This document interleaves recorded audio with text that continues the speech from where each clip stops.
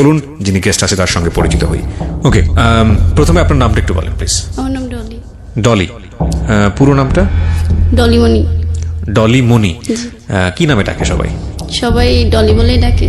মনি বলেও ডাকে না, মনি শুধু আমার ভালোবাসার মানুষ ডাকে। আচ্ছা ঠিক আছে। তো ডলি আপনার বয়স কত এখন? এখন 24। 24 বছর বয়স। থাকছেন কোথায়?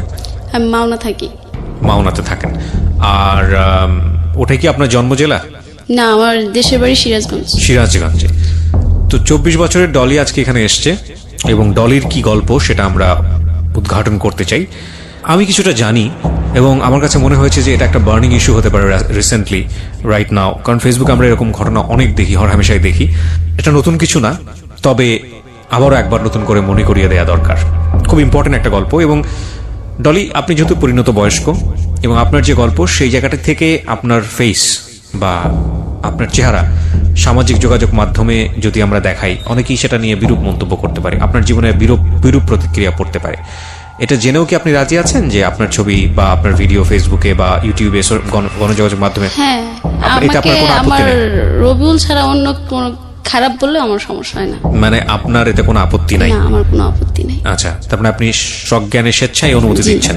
ঠিক আছে, ও যেহেতু অনুমতি দিয়েছে, this is a very sensitive episode প্রিয় শ্রোতা। ও একটা ব্যক্তির নাম নিয়েছে, কেন নিয়েছে আমরা টাচ পেলাম, আমরা শেষ পর্যন্ত গেলে হয়তো বা জানবো। কোনো কিছু গেস করবেন না, কারণ আমি সবসময় বলি যে একটা বাঁকে এসে অনুমান করার কোনো উপায় নেই আরেকটা বাকি কি ঘটছে।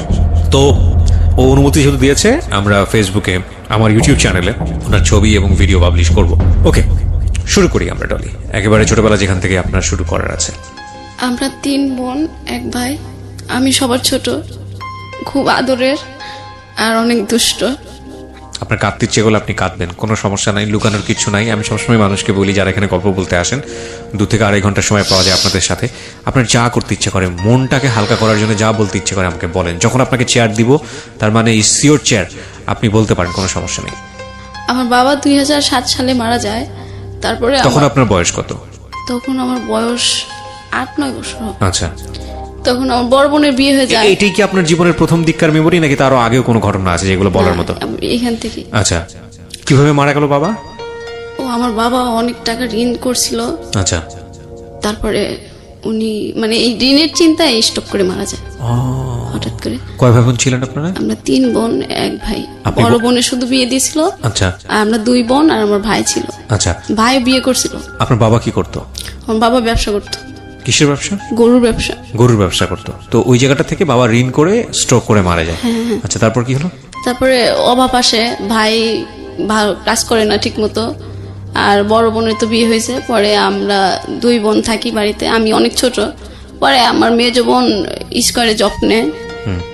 তারপরে কিছুদিন পর আমিও জব নেওয়ার জন্য চেষ্টা করি, যেভাবে হয়তো 2 বোন চাকরি করলে বাড়ির সংসারটা একটু ভালো মতো চলবে। পরে 2009-এ আমি ঢাকাতে আসি। বাড়িতে তো অনেক অভাব থাকে। ঢাকাতে আসলে আমিও চাকরি নেই, আমার চাকরি হয় না, ছোট বলে কেউ নিতে চায় না। পরে আমার বোন বলে যে আমাদের অনেক অভাব, হাতে পায়ে ধরে আমার চাকরিটাও নিয়ে দেয়। পরে আমার বড় বোন কেউ নিয়ে আসে। পরে আমরা 3 বোন চাকরি করি, খুব ভালোভাবে দিন কাটে তখন আমাদের। পরে আমি 2013 সালে আমার পাশের গ্রামের এক খালা বলে যে ডলিকে তো একটা ছেলে পছন্দ করতেছে, তো ওর তো এখন সুন্দর হয়েছে আগের চেয়ে, তো ওকে বিয়ে দাও। পরে বাড়ি থেকে এটা বলে, আমি জানি না। পরে বাড়িতে একদিন আমাকে নিয়ে যায়, অনেকদিন পর ছুটিতে যাই।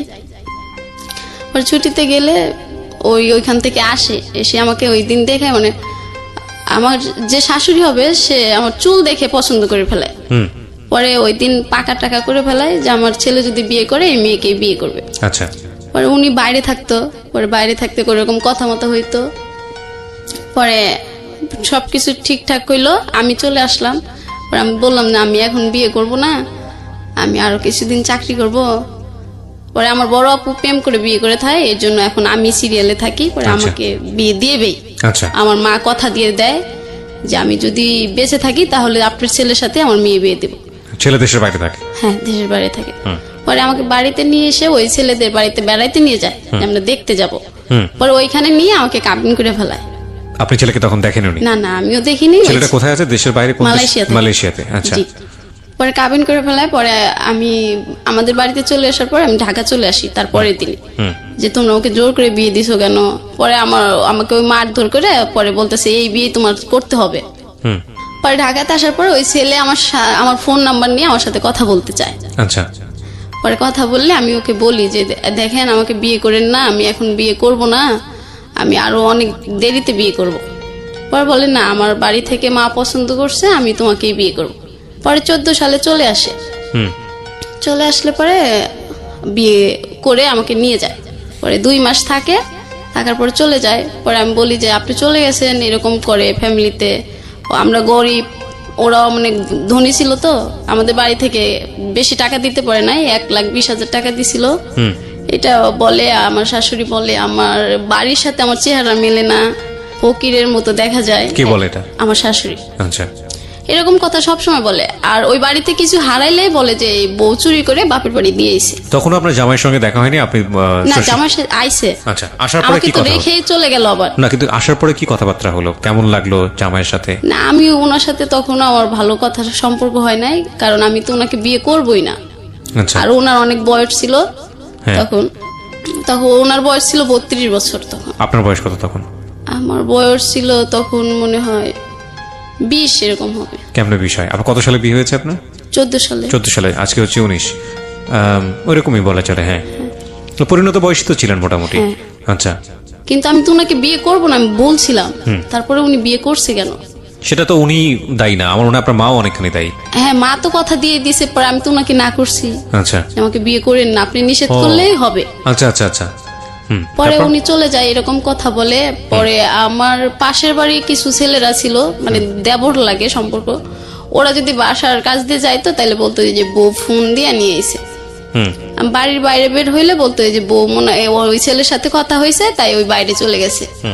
এরকম নানান কথা। আমার দেবর ছিল একটা, ও আমাকে মারধর করতো, এত ছেলেদের সাথে কিসের কথা, বাড়ির বাইরে কিসের বের হনো, মানে এরকম। পরে আমি আমার হাজবেন্ডের কাছে সবকিছু বলি। আচ্ছা। যেরকম কি নাম ছিল আপনার হাজবেন্ডের? আমার হাজবেন্ডের নাম জ্যোতি। জ্যোতির কাছে সবকিছু বলেন? হ্যাঁ। হ্যাঁ, যে তুমি আসো, এরকম করতেছে, আমাকে বিশ্বাস করে না, তুমি থাকলে আর এরকম সন্দেহ করবে না। আর আমার যখন যেটা লাগে ওইটা তো আমি বারবার চাইতে পারি না, তো তুমি আমাকে মাসে মাসে টাকা পাঠাবা। বলে যে টাকা পাঠাইতে কি হবে, আমি তো খাওয়ার টাকা বাবার কাছে দিয়েই দিই, তুমি আর টাকা দিয়ে কি করবা? আচ্ছা। পরে এরকম করার পরে আমি একদিন আমার শাশুড়ির একটা কাপড় হারিয়ে গেল।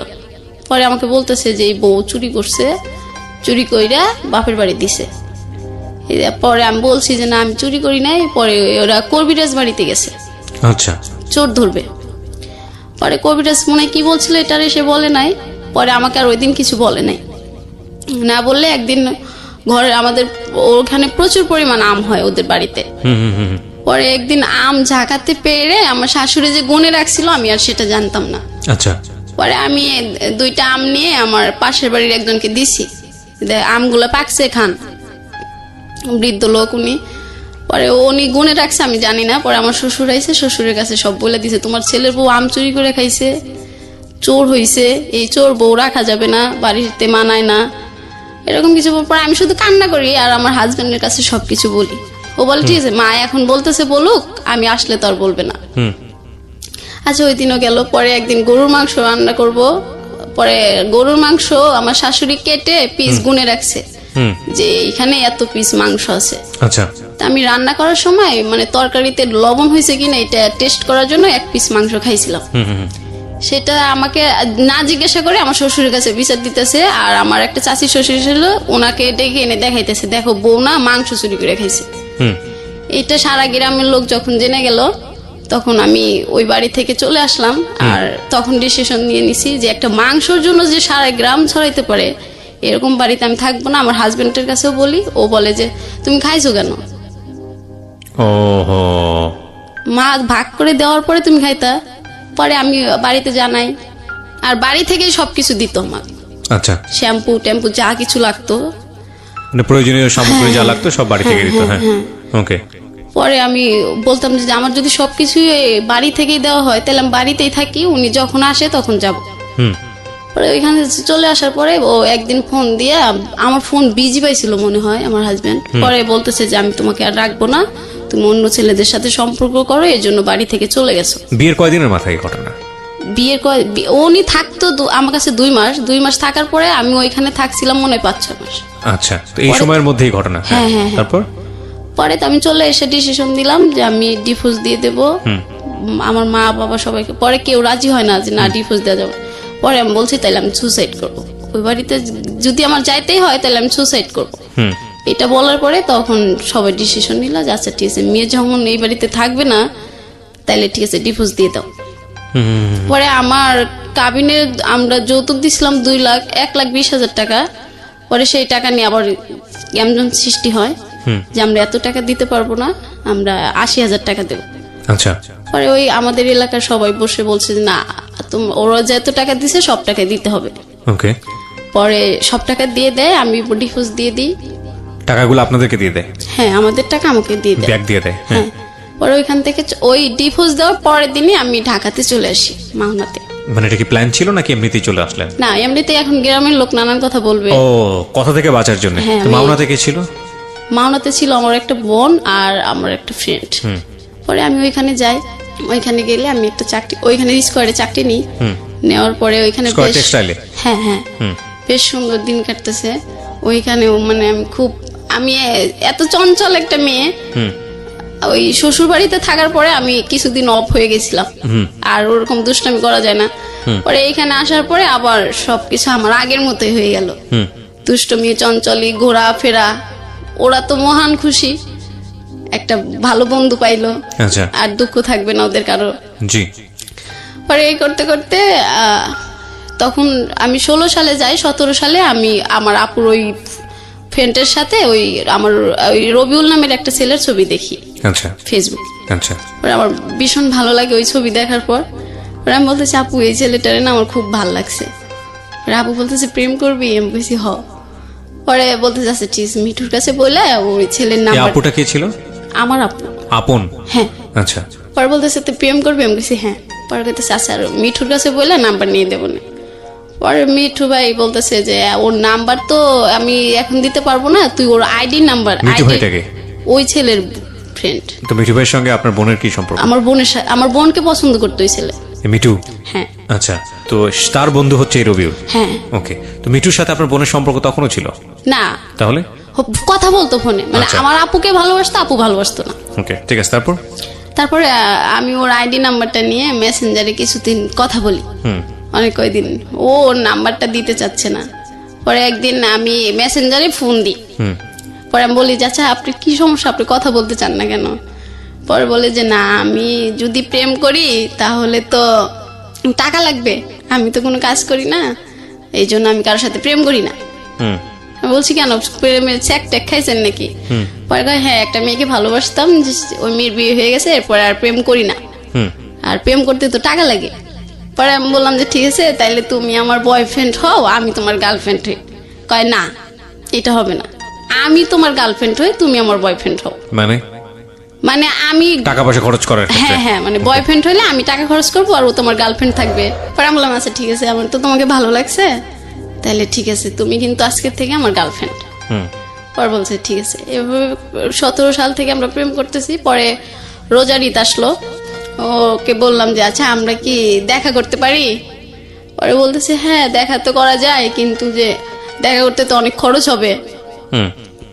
আমি তো তোমাকে বলছি আমার কাছে টাকা পয়সা থাকে না, বাড়ি থেকে যদি টাকা দেয় তাহলে আমি ঘুরতে পারি, নাইলে নাই। পরে আমি বলছি যে তুমি চিন্তা করো কেন, তুমি তো আমার গার্লফ্রেন্ড, আমি তো তোমার টাকা খরচ করতে দেবো না। পরে বলছে ঠিক আছে তাইলে মিঠু ভাইয়ের কাছে বলি, যদি ভাই বলে তাহলে দেখা করব। পরে আমি বলছি কেন মিঠু ভাইয়ের কাছে বলতে হবে কেন? কয় না প্রেম করে দিছে, পরে ওরে যদি না বলি পরে কেমন না।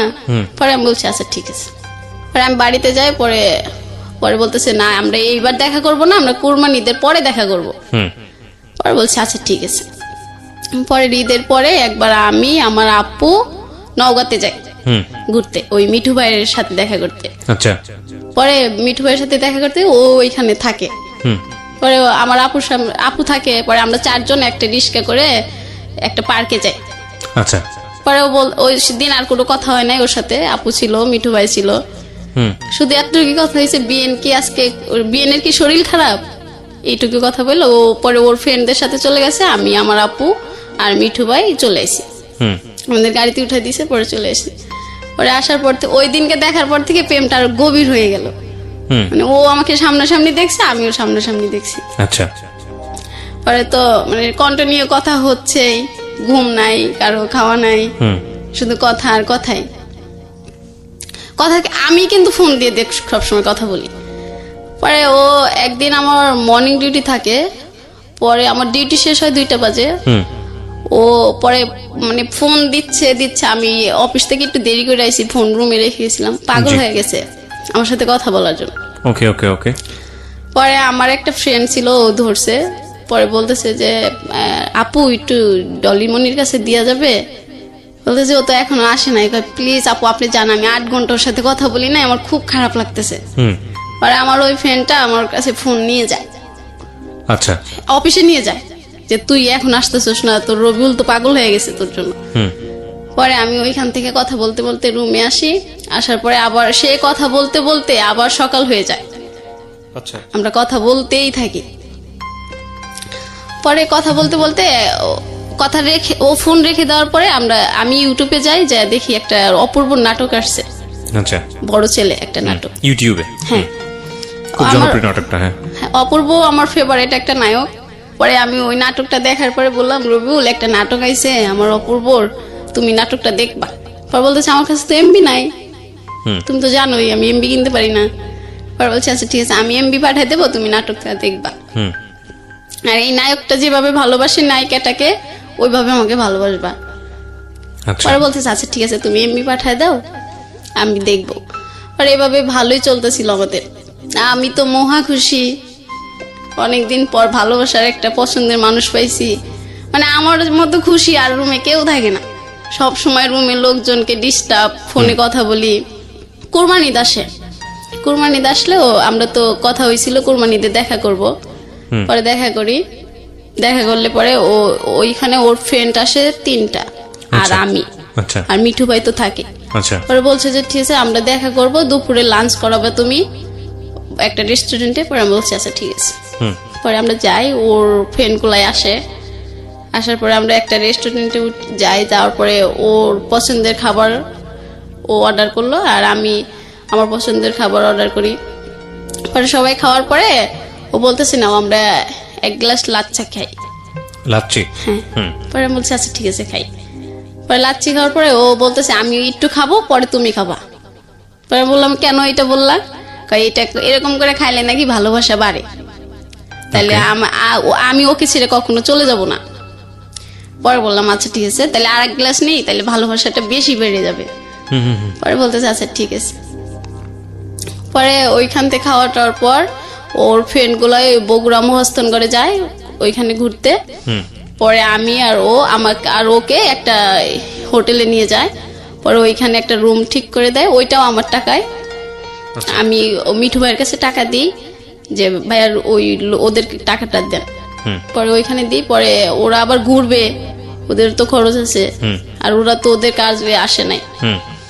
পরে ওইখানে আসলে পরে আবার ওদেরকে রবিউল বলতেছে তাহলে আর 1,000 টাকা দাও, আমি ওদেরকে দিয়ে দিই, ওরা ঘুরবে। আচ্ছা। পরে ঘুরতে ওরা, আমি বললাম আচ্ছা ঠিক আছে তা দিয়ে দাও। পরে দিয়ে দিল, ওরা চলে গেল আমি আর রবিউল। পরে রবিউল বলতেছে যে আজকে কিন্তু সারা রাত আমরা এই জায়গায় থাকবো। পরে আমি বলছিলাম সারা রাত থাকবো, তুমি তো এই কথা বলো না, এই বাড়িতে তো আমি বলে আসি আমি চুরি করে আইছি। পরে বলতেছে যে আচ্ছা তুমি ফোন টোন অফ করে রাখো তাইলেই হবে। আচ্ছা, ও কি জানতো আপনার পাস্টটা যে আপনার একটা বিয়ে হয়েছিল? হ্যাঁ, ও তো মিঠু ভাই বলছিল। মিঠু ওর তো ফ্রেন্ড ছিল, ও বলে দিয়েছিল সবকিছু। আচ্ছা। আমি বলি নাই, আমি পরে আমাকে কখনো জিজ্ঞাসা করেনি যে? না আমাকে জিজ্ঞাসা করেনি তখন পর্যন্ত? আচ্ছা, তারপর ও পরে ওই সময় জিজ্ঞেসছিল কি ব্যাপার, তো আমাকে পছন্দ হচ্ছে না তোমার? পরে বলছি হ্যাঁ হয়েছে তো। পরে বলতেছে তাইলে আমার কাছে আসো না কেন? আমি তো তোমার কাছেই একটা রুমের ভিতর আছি। পরে বলতেছে তো আমার সাথে তুমি থাকবা। পরে ও এটা বলতেছে নাইলে নাকি আমি ওকে ভালোবাসি না, অনেক কথা বলতেছে। পরে আমি বললাম আচ্ছা ঠিক আছে তুমি। আমি ঠিক বুঝিনি, মানে কিসের শর্ত দিয়েছো? আমি ওর সাথে না থাকলে আমি নাকি ওকে ভালোবাসি না। মানে ও আপনাকে বলছে নাইট স্টে করার জন্য ওর সঙ্গে? হ্যাঁ, তারপর? পরে আমি রাজি হইলাম, পরে আমরা ওইখানে থাকলাম দুজন। ওই দিন সারা রাত বৃষ্টি হয়েছিল, পরে ও বলছিল যে এই বৃষ্টি সাক্ষী আমাদের ভালোবাসা। পরে আমি বলছি যে এগুলো তোর সবই মনে থাকবে তোমার? পরে বলতেছে হ্যাঁ সবই মনে থাকবে আমার। পরে থাকার পরে ও পরে আমি বলতেছি আমার কিন্তু আগে বিয়ে হয়েছিল। ও বলছে ভাই মজা করো না তো, এখন ঘুমিয়ে পড়ো। পরে এটা বলার পরে আমি আর একবার বলি নেই, যেটা কিন্তু সত্যি। পরে ওইখান থেকে সকালবেলা হয়, পরে আমরা দুজন বের হয়ে যাই। না, কিন্তু এখানে আমার কথা আছে, এটা হচ্ছে এই ছেলেটার ফ্যামিলি ব্যাকগ্রাউন্ড সম্পর্কে আপনি জানতেন, ডিটেল জানতেন? আপনি যে রাতের বেলা স্টে করার যে ডিসিশনটা নিলেন, এটা তো সম্ভবত কোনো একটা হোটেলে, রাইট? আচ্ছা, তো এরকম একটা জায়গায় আপনি তার সাথে স্টে করার ডিসিশন নিচ্ছেন, এটা তো ভালোবাসেন তাকে, ঠিক আছে, বাট নিজের জায়গাটা থেকে কোনো ধরনের কোনো কনফিউশন অ্যারাইজ করেনি? কখনো কোনো ভয় তৈরি হয়নি? বা আপনি যে কাজটা করতে যাচ্ছেন এটা তো অনৈতিক কাজ, এরকম কখনো মনে হয়নি ওই সময়টা? হয়েছে, কিন্তু ও আমাকে বলছে যে এটা যদি না করি তাইলে ও মনে করবে যে ওকে আমি ভালোবাসি। আচ্ছা, তো যে কারণে আপনাকে এই প্রুফটা দিতে হবে। তার আগে মিঠু ওকে বলেছিল যে আপনি বিবাহিত, এবং সে বিবাহিত ব্যাপারটা আপনি ওকে যখন বললেন, তারপরে সে বললো যে ফান করো না, মজা করো না, ঘুমিয়ে যাও। তার মানে আপনাদের মধ্যে এই ধরনের অনৈতিক সম্পর্ক হবার পরে ডিসকাশন এগুলো। তারপর কি হলো? তারপর সকাল হইলো, পরে আমরা দুজন ফ্রেশ হলাম, হয়ে পরে আমরা ওইখানে একটা পার্ক আছে, সকালবেলা সবাই যায় ওইখানে। আর ওইখানে যায় সবাই আবার ফোন দিয়ে আবার আমরা ওর 4টা ফ্রেন্ড আবার এক হইলো। হওয়ার পরে আমরা সকালে নাস্তা করলাম। নাস্তা করার পর আমি বললাম ঠিক আছে তাহলে এখন আমি আবার এইখান থেকে ঢাকা ব্যাক করব, বাড়িতে তো যাওয়া যাবে না। হ্যাঁ, বাড়িতে তো যাওয়া যাবে না, তাই আমি ঢাকাতে যাই। পরে বলছে আচ্ছা ঠিক আছে তুমি ঢাকাতেই যাও। পরে আমাকে একটা গাড়িতে উঠাই দিল, পরে আমি ঢাকাতে চলে আসি। পরে ওকে আবার টাকা দিয়ে আসি, ও বাড়িতে যাবে। আমি টাকা না দিলে তো যেতে পারবো। মানে বাড়িতে যাওয়ার পর্যন্ত টাকা ছিল না এই ছেলের কাছে? টাকা ছিল কি না, ছিলই না মনে হয়। তো আপনি ওকে কি থেকে ভালোবেসেছিলেন? শুধু একটা ছবি দেখেই? আর ওর অনেক ভালো মনে হইতো আমার কাছে। কেন মনে হতো? কেন হইতো, ও সবসময় আমি যদি কিছু মিথ্যে কথা বলি ও সব বলতো পচা কথা বলতে হয় না, পচা কথা বললে আমাদের ভালোবাসাটা মনে হয় শেষ হয়ে যাবে। মানে অদ্ভুত বিষয়, একটা ছেলের আপনি ছবি দেখলেন, তাকে পছন্দ করলেন, তার সাথে আপনি ফার্স্ট মিটে আপনি এই ধরনের একটা সম্পর্ক করে ফেললেন। না, আমাদের তো আগে দেখা হয়েছিল। আচ্ছা, দেখা হয়েছিল, তার মানে এটা প্ল্যান ছিল একদম পুরোপুরি যে আপনি বগুড়াতে যাচ্ছেন ওর সঙ্গে দেখা করার ওর জন্য। সঙ্গে দেখা করতে যাচ্ছি। হ্যাঁ। বগুড়াতে কেন গেলেন দেখা করতে? ও তো এইখানে আসতে পারবে না। ওর বাড়ি ছিল কোথায়? ওর বাড়ি নওগাঁ। নওগাঁ থেকে ও বগুড়াতে আসতো? হ্যাঁ। আর আপনি সিরাজগঞ্জ থেকে? বগুড়াতে যাইতাম। মানে দুজনের জন্য একটা মিডল পয়েন্ট বেছে নিয়েছেন। হ্যাঁ হ্যাঁ। গিয়ে আপনারা কোন একটা হোটেলে থাকতেন। ওকে, তারপর কি হলো? আপনি পাশে ওরা যাওয়ার ভাড়া দিয়ে দিলেন। হ্যাঁ, তারপর? হ্যাঁ, পরে ওরা বাসায় চলে গেল। মানে আমি ঢাকাতে আসলাম। পরে আমার আপু তো একটু রাগী, আপু বুঝতে পারছে যে আমি ওর সাথেই ছিলাম। পরে আপু আমার সাথে আর কথা বললো না। কথা না বলে আমার ফ্রেন্ড পরে বলতেছে যে তুই কালকে সারা রাত ফোন বন্ধ করে রাখছিলি, সবাই তো খুব টেনশন করছে, তুই সকালবেলা ঘুম থেকে উঠে চলে গেছিস। মানে বলছে আমার দোষ নাই রে, ও না আমাকে ফোন বন্ধ করতে কইছিল, এই জন্য ফোন। মানে হে যা বলতো আপনি মোটামুটি চোখ বন্ধ করে সেগুলি করতেন। তারপরে বলতেছে যে এখন আর কথা বলিস না, তাইলে কিন্তু তোরে মারবে। কে মারবে? আমার বোন। আচ্ছা। তারপর হচ্ছে আচ্ছা ঠিক আছে কথা বলবো না। পর বলতেছে ঘুমিয়ে পড়, রাত্রে তো ডিউটি আছে। হ্যাঁ, তো বড় বোনই বলছে প্রেম করার জন্য, আবার বড় বোনই গায়ে হাত তুলতেছে, আমি ঠিক বুঝলাম না। বড় বোন তো জানে না যে আমার সাথে দেখা করে রাত্রে থাকবে। তো বড় বোনকে ওটা ফান করে বলেছিল? ফান করে বলছিল কিনা তা জানি না, তবে আমি তো সবসময় বলতাম যে আপু একটা সুন্দর ছেলে হইলে আমি প্রেম করবো। মানে আমার কাছে যেটা মনে হচ্ছে one kind of mysterious thing, because বড় বোন ইন্সপায়ার করতেছে সম্পর্ক করার জন্য, আবার সে যদি বাইরে নাইট স্টে করে তখন বড় বোন আবার গায়ে হাত তুলবে, মানে অদ্ভুত রকমের ব্যাপার স্যাপার। ওকে, তারপরে বললো যে রাত্রে ডিউটি আছে, তাহলে এখন ঘুমিয়ে পর ফ্রেশ হয়ে। পরে আমি আবার বললাম আচ্ছা ঠিক আছে ঘুমাই, আপুর কাছে যাই একবার। বড় আপুর কাছে? মানে এটা আপনাকে কে বলছে ঘুমিয়ে পড়ার কথা? আমার ফ্রেন্ড বলতেছে। ফ্রেন্ডের সঙ্গে থাকতেন আপনি? ও একই জায়গায় চাকরি আমরা করতেন? এক রুমে 6 জন থাকি, আমরা রুমমেট। ও 6 জন থেকে আপনারা গার্মেন্টসে কাজটা করতেন? হ্যাঁ হ্যাঁ, মানে সবাই মানে একসাথে? প্রত্যেকটা রুমে 6-7 জন করে থাকে, সবাই একই গার্মেন্টসে কাজ করতেন? হ্যাঁ হ্যাঁ হ্যাঁ। আচ্ছা, ঠিক আছে, তারপর? পরে আমি বলতেছি না, আপু মন খারাপ থাকলে আমার ভালো লাগে না, যাই। তারপরে আমি আপুর কাছে যাই। পরে আপু ভাত রান্না করে মনে হয়। পরে আমার বলতেছে তুই যদি আমার শরীরে টাচ করিস আমি কিন্তু পাতিল মাতিল সব ফালাই দেবো। পরে আমি বলতেছি আপু আচ্ছা আর কোথাও যাবো, কিন্তু ফোন অফ করবো না, যাও, তোমাদের আর টেনশন দেবো না।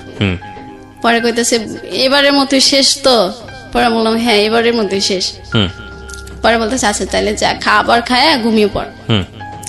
পরে আপু যখন ক্ষমা করে দিল তাইলে তো আমি আরো খুশি। পরে রুমে আসলাম, রুমে এসে ঘুমাইলাম না, রবিউলের সাথে আবার কথা বললাম। পরে ও বলতেছে কেউ কিছু বলছে, বলছি যে হ্যাঁ আপু একটু রাগ করছিল, এখন আপুর রাগটা কমছে। পরে বলতেছে ঠিক আছে তাইলে তুমি এখন ঘুমাও, তোমার তো রাত্রে অফিস আছে, আমিও ঘুমিয়ে পড়বো। পরে বললাম আচ্ছা ঠিক আছে তাইলে ঘুমাও। পরে ও আবার রাত্রে কথা বলতে পারতো না, ওর ফ্যামিলি পাশের রুমে ওর মা থাকতো, খুব চুরি করে কথা বলতে হতো। পরে আমি সকালবেলা আবার অফিস থেকে আসলাম, অফিস থেকে আসার পর আবার কথা শুরু করে দিলাম। মানে এইভাবে কথা বলতে বলতে দেখা যেত যে আমার বেতনের টাকা পুরো শেষ হয়ে যেত। আচ্ছা, তারপর আপনি কথা বলেই যাচ্ছেন। তারপর আমি কথা আমার ফ্রেন্ডের কাছে বলতাম যে দেখ এই মাসে কিন্তু আমার টাকা শর্ট পড়ে যাবে, তুই কিন্তু টাকা দিবি। পরে ও বলতেছে ঠিক আছে তুই কথা বলগা যা। পরে বাড়িতে টাকা দিতে পারতাম না, মা বলতো কি ব্যাপার, আমার মেয়ে তো এরকম না, আর যাই কিছু করুক আমার মেয়ে তো আমাকে টাকা পাঠায় প্রতি মাসের 1 তারিখ হইলে। আচ্ছা, এখন টাকা পাঠাও না কেন? পরে বলতেছি মা এখন না একটু সমস্যা হয়েছে, আমার খালি মজা খাইতে ইচ্ছা করে, আমি দোকানে অনেক টাকা ঋণ করে ফেলাই, এই জন্য আমি টাকা দিতে পারতেছি না। আচ্ছা ঠিক আছে মা, সামনের মাস থেকে আমি তোমাকে দিয়ে দেবো, যাও। মিথ্যা কথা বলতেন? হ্যাঁ। পরে মিথ্যে কথা বললাম, মা পরে মনে করলো যে এইটাই মনে হয় ঠিক, আমার মেয়ে তো মিথ্যে কথা বলে না, কিন্তু মা তো আর জানে না আমি প্রেমে পড়ছি। পরে আবার রবিউল আমাকে ফোন দিয়ে বললো যে তুমি কি আমার সাথে আবার দেখা করতে পারবা? পরে বলছি যে এখন সেদিনকে তোমার সাথে দেখা করে আসলাম, আবার এখন যাব, আমার কাছে তো এখন আর স্যালারি তো হয়ে গেছে, সেই 1 তারিখে হবে, আর কিছুদিন পরে দেখা করি, তাহলে হাতে বেশি টাকা হবে, তখন দেখা করে আসবো, আর তোমার পছন্দের খাবারগুলো কিনে নিয়ে যেতে পারবো। পরে বলতেছে না আমার পছন্দের খাবার কিনতে হবে না, তুমি আসলে। পরে আমি বলছি না তুমি ওই দিনকে আমাকে বলছো তোমার কালো আঙ্গুর পছন্দ, আমি এবার গেলে পরে অনেকগুলো আঙ্গুর কিনে দিয়ে আসবো, তুমি বাড়িতে নিয়ে খাবা। পরে বলতেছে তুমি আসবা কি আসবা না, আমি তোমার কাছে আঙ্গুর চাইছি? পরে আমি বলছি আচ্ছা ঠিক আছে আসবো। পরে বলতেছে তোমার অমুক দিন এই টাইমে চলে আসতে হবে। মানে তখন কমেন্ট করছে আসলে? হ্যাঁ। পরে আমি বললাম যে আচ্ছা ঠিক আছে। পরে আমি আমাদের এলাকায় যাই, যাওয়ার পরে আমার এক কাকি থাকে, ওর কাছ থেকে আমি লাভের উপর টাকা নিই। মানে সুদে টাকা নেন? হ্যাঁ হ্যাঁ সুদে টাকা নেন বয়ফ্রেন্ডের সঙ্গে দেখা করার জন্য? হ্যাঁ, আমার তো তখন স্যালারি তো 30 তারিখ 31 তারিখে হবে। জীবনে কত স্টোরি যে আমাকে শুনতে হবে। ওকে ফাইন, বলেন তারপর। পরে আমি তো চাচিরে বলি যে চাচি আমার তো টাকার দরকার। পরে বলতেছি টাকা দিয়ে তুই কি করবি, তোর তো কয়দিন পর বেতন হবেই। পরে বলতেছি না বেতনের এবার ব্যাংকে কি যেন হয়েছে মনে হয় নেটের সমস্যা হবে। কয় কি জানি আমার ছেলে তো উঠায় ব্যাংকে, তো কোনো নেটের সমস্যা হয় না, তোর খালি সমস্যা হয়। পরে আমি বললাম তুমি দিবা 6000 টাকা? পরে বলতেছে যা নিয়ে যা। আপনার স্যালারি কত ছিল এই সময়? আমি যখন রবিউলের সাথে সম্পর্ক করতাম যে সময় আপনি ঋণ নিতেছেন? হ্যাঁ হ্যাঁ, তখন আমার স্যালারি ছিল 7000 টাকা। আপনি 6000 টাকা ঋণ নিলেন? 6000 টাকা নিলাম, মাসে 1 তারিখ হইলে আবার 6000 টাকা লাভ দিতে হবে, আবার ওই 600 টাকা লাভ দিতে হবে, আর 6000 টাকা ফেরত দিতে হবে। আপনার চিন্তাও হয়নি যে মাস কিভাবে চলবে? আমি তো খুব খুশি রবিউলের সাথে দেখা হবে। ও যে খুশি খুশি মন নিয়ে বলছে না, এটা আপনাদের একটু দেখা উচিত ওকে, যে মানুষ কি হতে পারে মানে প্রেমে পড়লে। এটাকে প্রেম বলবো না কি বলে এটাকে আমি ঠিক জানি না।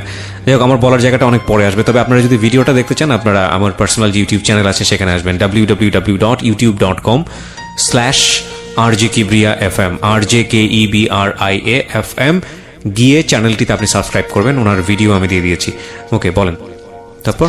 পরে আমি টাকা নিয়ে ওইখান থেকে আবার আমার ভাইয়ের মেয়ের সাথে দেখা হয়। পরে বলতেছে তুমি বাড়িতে না, যে এখানে কি করতেছো, যারাও দাদির কাছে গোয়া দি তুমি বাড়িতে আইসো।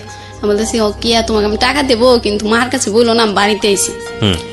পরে কইতেছে তাহলে ঘরের বাড়িতে আসো। পরে আমি বাড়িতে যাই, শুধু 1 গ্লাস পানি খাই আবার চলে আসি, যে মা আসলে তো আমাকে আর যেতে দেবে না, মা না আসার আগে আমার পলাইতে হবে। মা নানির বাড়ি ছিল। পরে আমি ওইখান থেকে টাকা 6000 নিয়ে চলে আসি। আচ্ছা। আবার সিরাজগঞ্জ আসি ওইখান থেকে বগুড়াতে যাওয়ার জন্য। আচ্ছা। পরে ওর জন্য অনেক কিছু কিনি, আপেল কিনি, কালো আঙ্গুর গুলো কিনি, তারপর কমলা থাকে। পরে ও সিগারেট খাইতো না, সেন্টার ফুড খাইতো, আমি ওগুলা কিনে নিই অনেকগুলো। পরে ও টক খাইতে পছন্দ করে, আমি ওই যে বার্মির আচার গুলো থাকে ওগুলা অনেকগুলো কিনে নিয়ে যাই। আমি সিরাজগঞ্জ থেকে কিনি, কারণ ওর সামনে গেলে যদি না কিনতে দেয়। আচ্ছা। এই জন্য আমি ওইখান থেকে কিনে নিয়ে যাই। পরে ও আমার জন্য ওইখানে দাঁড়া থাকে, আবার সেই মিঠু ভাইকে নিয়ে আসে। পরে আমার বলতেছে যে চলো আমরা আজকে 3 জন একসাথে ঘুরবো একটা রিস্কায়। পরে আমি বললাম আচ্ছা ঠিক আছে চলো।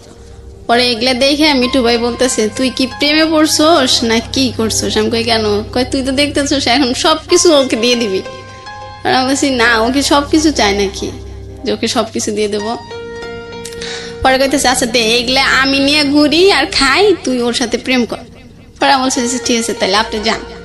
পরে একটা রিস্কায় আমরা দুজন যাই, আবার ওই হোটেলটার কাছেই যাই।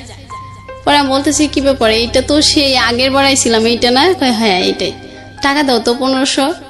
পরে আমি বলছি টাকা কি করবা? কয় দাও, তুমি এখানে দাঁড়া থাকো, 1 লিটারের একটা পানির বোতল নাও। পরে আমি ওকে টাকা দিই, ও দাদারে ফোন দেয়, কি বলে তা তো আমি জানি না, মানে জিজ্ঞাসা করছিল যে এখানে কেমনে কি বলবো আমি, হোটেল আলাক। পরে ও রুম টুম ঠিক করে আমাকে বলতেছে আচ্ছা ঠিক আছে আসো। পরে আমি কই আমার উপরে একটা ফ্রেন্ড আছে, ও তোমাকে দেখবে। পরে আমি বলছি তুমি তো সবসময় বলো, ও আমাকে সবসময় বলতো আমি নাকি কাক পাখি, আমি কালো তো এই জন্য।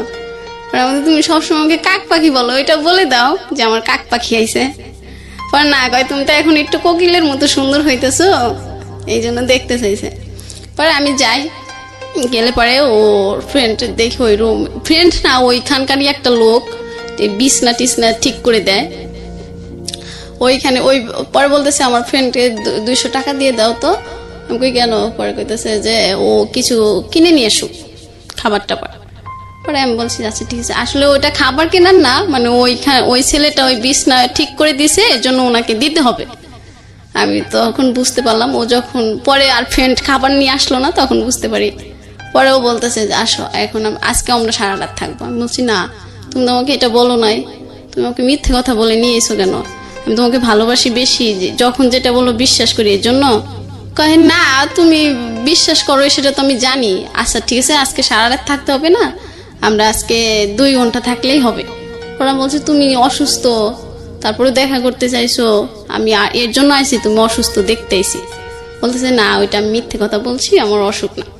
পরে আমি বলছি আচ্ছা ঠিক আছে, আজকের থাকাই কিন্তু তোমার সাথে আমার শেষ থাকা। পরে বলতেছে তুমি এই কথা বললে কেন?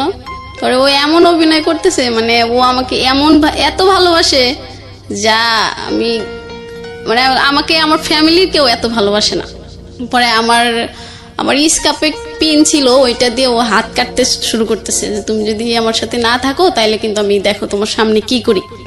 পরে এটা দেখার পরে আমি বলছি আচ্ছা ঠিক আছে এরকম করো না, কিন্তু আজকের থাকাই কিন্তু তোমার সাথে আমার শেষ থাকা, আর কখনো বলবা না আসলে দেখা করব, কিন্তু আমরা এই ধরনের সম্পর্ক করবো না। পরে বলতেছে আচ্ছা ঠিক আছে। পরে ওইখানে থাকার পরে ওইখানে মনে 3-4 ঘন্টা থাকলাম। পরে মা আমাকে ফোন দিল যে কি ব্যাপার, তুমি নাকি বাড়িতেই ছিলা, কই গেছো? পরে আমি বলছি আমার একটা ফ্রেন্ডের বাসায় এসি, একটু দরকারে আমি আসতেছি।